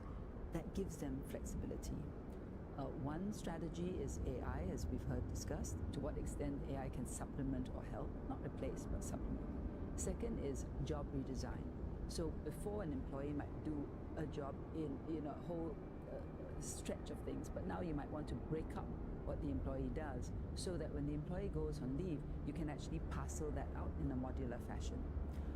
Third thing would be you could pay the employees within the firm who are covering. And that's only fair because they're doing extra work, so you remunerate them more. Another strategy might be, again depending on sector, is that you have a floating pool from who you can draw, because if it's a specialized type of thing, doctors have locums, for example. Lawyers can tap on friends in other law firms who do the same specialization. So you could have a ready access to a pool of floaters, and after a while, you get used to certain people who cover the temporary positions, and as and when you have a need, you're likely to go back to the same people because they've started to become part of your firm, but in a more temporary way. And then, of course, there's much more dramatic things like entire job redesign, changing your workflows. So there's a range of strategies, and we'll strongly encourage firms to look at their own, have conversations with their employees. You'd be surprised when there's a collaborative effort between employer and employees. The ideas that are tossed out can be very creative and, most importantly, meet the needs of both sides. So yes, it's time to explore and innovate and be creative. Yeah, flexibility is key, as you say. Now, before we go, Minister, we know that your work group's full report that will be released next year. Can you share with us any initial findings or any teasers before the report comes? Not so much teasers or initial findings, but the other pieces which are work in progress. Yesterday's announcements dealt a lot with the financial part, as you know. That's more in government's control because we can provide the financial resources for that. But the much harder part to do is changing mindsets and attitudes. So workplace norms and culture and practices is an area that we're looking at. We're also looking at support for those with fertility issues. And we haven't even yet begun to talk about education competitiveness and stress. Minister Desmond Lee has started conversations on, on education in general, and this is one of the areas that we do want to look at, so that parents don't have to feel that it's education is necessarily a stressful thing, and that it can be something where both parents and child can go through our education system with reasonable equanimity. So those are some of the key things that we're looking at. Well, Minister, thank you for sharing your thoughts with us. Thank you for having me. I've been speaking with Minister Indrani Raja from the Prime Minister's office. Now, another incentive to have more children, additional ballot chances for first-timer families with kids will apply to all BTO projects and sale of balanced flats, regardless of classification. National Development Minister Cheong Tat says the changes will take effect from the February 2027 sales exercise. It was announced at Sunday's National Day rally that eligible families will receive one additional ballot chance for each Singaporean child aged 18 and below, including an expected child. Mr. Chi adds that the higher income ceilings for BTO flats, $16,000 for families and $8,000 for singles, will take effect from today. He says the increased ceilings help to keep pace with income growth and ensure that 8 in 10 Singaporean households will continue to qualify for subsidized public housing. Household utility and services prices are among the items that pushed up Singapore's core inflation in July. Core inflation, which excludes accommodation and private transport costs, came in at 2%. It is the highest in nearly 2 years. This is also sharper than June's 1.6%. One economist says the jump reflects earlier increases in energy prices, now more evident in household bills. It's a step higher compared to the numbers we have seen over the past few months, as the impact of previous energy price increases are now starting to be more reflected into Singapore households. I think what we see in the second quarter or from March was the increase in petrol prices. However, due to the fact that not many or not every Singapore household have a motor vehicle, so they may not feel it as much. A sharp rise in electricity prices pushed utility costs up to rise 8.7% in July, reversing June's 2.9% decline. Food inflation also edged up to 2.2% as prices of food, services and non-cooked food rose at a faster pace. Private transport inflation, however, eased slightly to 8% as pump prices rose at a slower rate. Headline inflation also picked up to 2.2% from 1.9% in the previous month. Core inflation is projected to stay elevated into next year before moderating in the middle of the year, alongside the expected easing in global energy prices. But one economist says higher energy costs remain a key risk. This could raise operating and transport costs and feed into the prices of other goods and services. Clothing and footwear, because of the higher transport prices of shipping, of moving them from let's say the port towards the shops, they can see some potential inflation. This can also be for other household items as well. So this may be fed into every single component. And still to come, a new book puts the spotlight on the Straits of Malacca and Singapore and a partnership decades in the making. The details when we come back.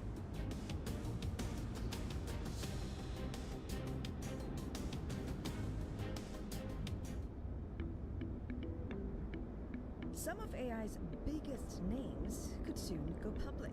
How do you know which ones are worth buying?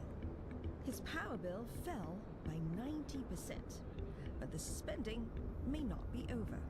Plus, what does it cost to chase a government job in India? For him, 2 years without a salary. On Money Mind, Wednesday on CNA. For centuries, the people of Indonesia's La Malera have hunted whales to survive. Kadang-kadang ia baik, kadang-kadang ia tidak. Now, tradition is colliding with a changing world. Ada hal yang lebih mudah untuk mendapatkan uang. Can one of the world's last subsistence whaling communities survive? Wednesday on CNA. East Asia, a region steeped in history, now helping to write the future of our world. From the corridors of power to the region's most remote corners, we'll break down the news driving some of the world's largest economies and explain why it matters. On East Asia tonight, with me, Oteli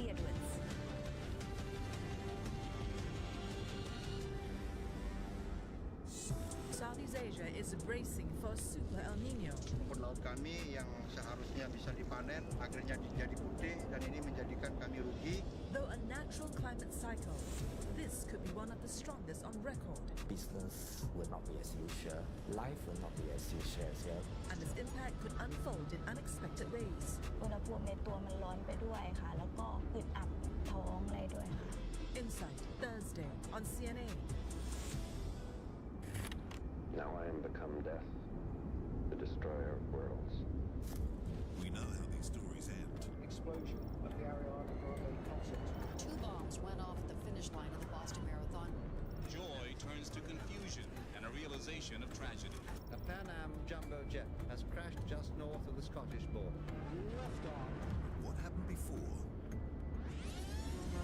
Complaints from engineers had been dismissed for years. America's credibility on the world stage now under fire. The use of atomic bomb was something the Americans were prepared to do. This had become a totalitarian state, and Hitler could say, you voted for it. Had the message been relayed properly, the US Navy could have diverted the catastrophe. The greatest mistake in the Titanic was navigation. Delve into the events that forever changed history, minute by minute. From 6 September, every Sunday at 7 p.m. on CNA.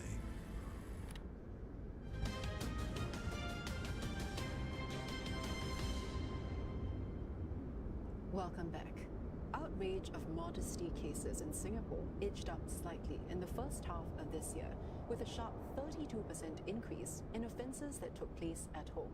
More than half of these cases involved offenders known to the victims. Agencies say that feelings of shame keep victims from reporting, making detection more challenging. Home is often where most people feel safest, but for some, that sense of security is violated in the very place meant to provide it. Oftentimes, we perceive home to be a safe place. So in terms of some of our defenses, we are not as alert and we let our guard down. And also because a lot of times, these people who appears in our home are trusted people. So again, our guard is let down. We do not expect them to be doing some of these actions. For these victims, they're also the ones who lose the most when offences come to light. They fear breaking up the family, being viewed differently, and even the possibility of leaving their own homes. Most of all, the shame keeps them from stepping forward. So a lot of times I think the victim takes the shame upon themselves. And I feel that it's very difficult then for them to come out to report or for them to work through a lot of these emotions because they have the preconceived idea that, okay, if something like this happened, I am shamed. So if we could do one thing, really is to teach the young children, our teenagers that for these acts, the shame is not on the victim, but on the perpetrator. Outside the home, public transport remains a commonplace for molest offences. This is despite a decrease in cases on public transport year on year. Advisory decals and patrols can help to deter crime, but public intervention also makes a difference. For this member of the public, stepping in when he sensed something was amiss came naturally. I actually saw the victim. She was pressing herself against the window and looked very uncomfortable. Upon taking my seat, I actually saw the suspect actually place both his hands on the outer thigh. And then I witnessed that the suspect actually used his finger to brush on the victim's right thigh. Concerned, Mr. Au asked the victim discreetly if she knew the suspect. When the victim said no, he quickly intervened. I asked the suspect, I questioned him about his act. But the suspect actually told me that I didn't touch her. Please don't get me into trouble. His case is one example of how bystanders can intervene when suspicious behavior happens in plain sight. Outrage of modesty cases in public entertainment outlets also saw a slight increase.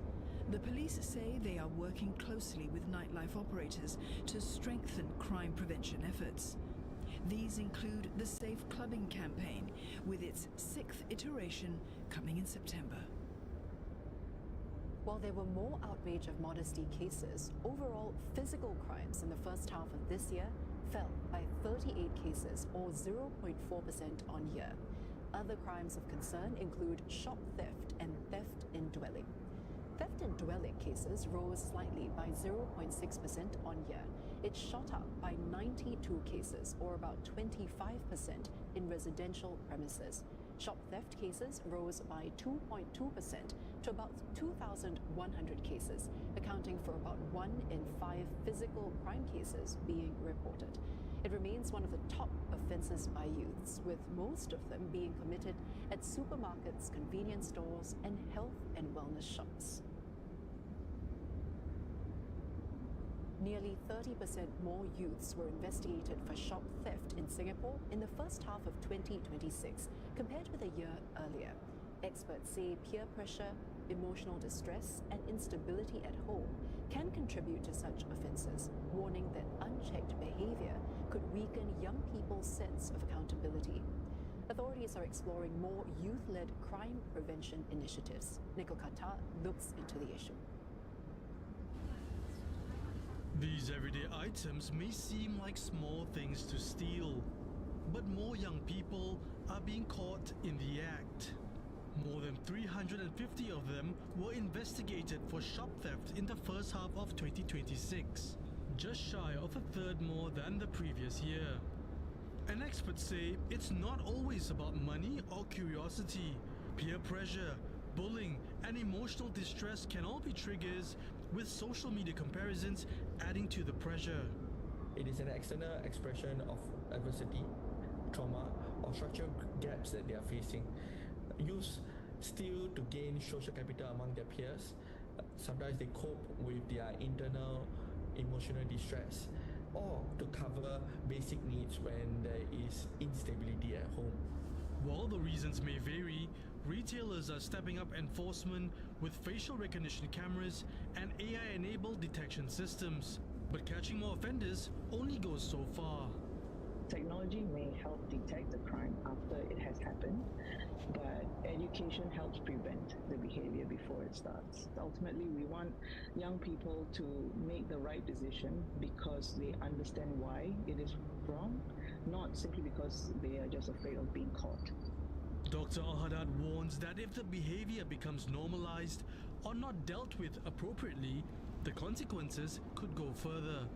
It can weaken the young person's understanding of boundaries, right? What is right, what is wrong. It can weaken their understanding of accountability and also personal responsibility. And this can lead to that slippery slope of the potential of further offending. That's why experts say intervention has to start early at home, in school, and in the community, with safe spaces to talk about what went wrong, even after a bad decision. The biggest opportunities where we can intervene to help them is to create third spaces for young people in the community, where social connections can flourish, people can meaningfully be participating in things and also having their own agency in doing what they want to do. Agencies are also putting youths at the center of prevention. Through initiatives like the Delta Challenge, young people are creating their own crime prevention messages and finding ways that work for them. The National Crime Prevention Council is exploring more youth-led programs in the hope that young people will not just hear the message, but take ownership of it. Law Minister Edwin Tong says Singapore cannot afford to turn inward, even as businesses grapple with growing trade uncertainty and protectionism. Speaking at Singapore Convention Week, he says the country is doubling down on openness amid growing global trade barriers. He adds that while the government is helping firms to navigate immediate disruptions, Singapore must also look beyond current challenges and position itself for the long term. Mr. Tong says openness alone is not enough. He also called for stronger rules-based systems globally to support economic progress and help firms flourish. He says trust in Singapore's legal system is also central to giving businesses the confidence to invest here. In other news, Transport Minister Jeffrey Seow says there is a case for the claim that the way the Straits of Malacca and Singapore are managed today should be a model for the world. He was speaking at the launch of a new book that sets out that thesis. It examines how Singapore, Malaysia, and Indonesia have worked together to manage the vital waterway.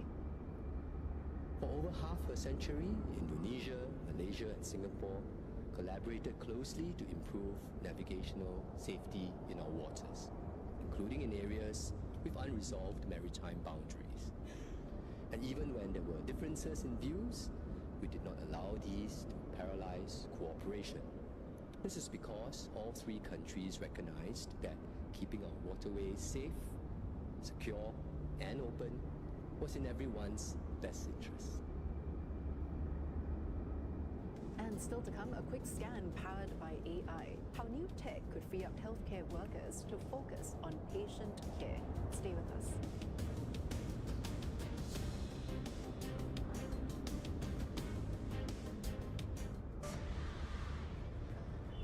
We're in a chaotic moment. Midnight later tonight here in Thailand, it's too little too late. And I asked whether there's a political element to it. Nobody can exactly tell you why.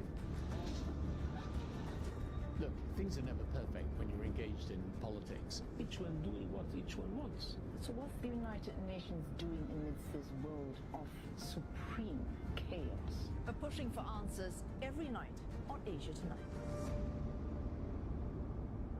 Saturday on Japan Hour, our cyclist Mike rides 350 kilometers through the Bahru Peninsula, following the Senai River to a sacred procession. Then to where river meets sea and harvests flourish. Very good. He discovers the time-honored craft of soy sauce making. Japan Hour, Saturday on CNA. Japan Hour is brought to you by Sumitomo Corporation. MUFG, committed to empowering a brighter future. Zip Air, all flights, all seats, free high-speed Wi-Fi available. IHI. And Takashimaya, visit our Mid-Autumn Fair, 20th August to 25th September. Next on Singapore Hour, find out the best places to enjoy chili crabs. You cannot contest with us. Chili crab became famous here on this little red dot. What not to miss at Singapore's westernmost town. This is the only operating dragon king left in Singapore. And the fashion designer bringing a whole new shade of chic to her adopted home. Oh wow, you look so good. You don't want to miss Singapore Hour, Friday on CNA. CNA 938. News you can trust to start your day informed, to navigate your finances and your world, and to make sense of what matters. CNA 938. News you can trust. 这个音乐故事剧场呢，这是很难得的一个表演，每一个单元都是很有趣、很感人。我们这次会看到的都是真人真事的故事，再加上一些我们熟悉的旋律，更加能够让观众起共鸣。还有会跳舞啦，我们很多动作的场景啦，这个是需要很多人齐心协力去完成的。希望大家看到的不只是我们一起呈现的舞蹈，更希望大家看到的是我们把不同的人生搬到这个舞台上。Join us as we celebrate life, hope, and the strength of community. A great lineup of local artists come together in a music storyscape. 一起见证守护生命的光。August 30th, Sunday, 8 p.m. Live. KDF 30 Years of Care is presented by Kidney Dialysis Foundation.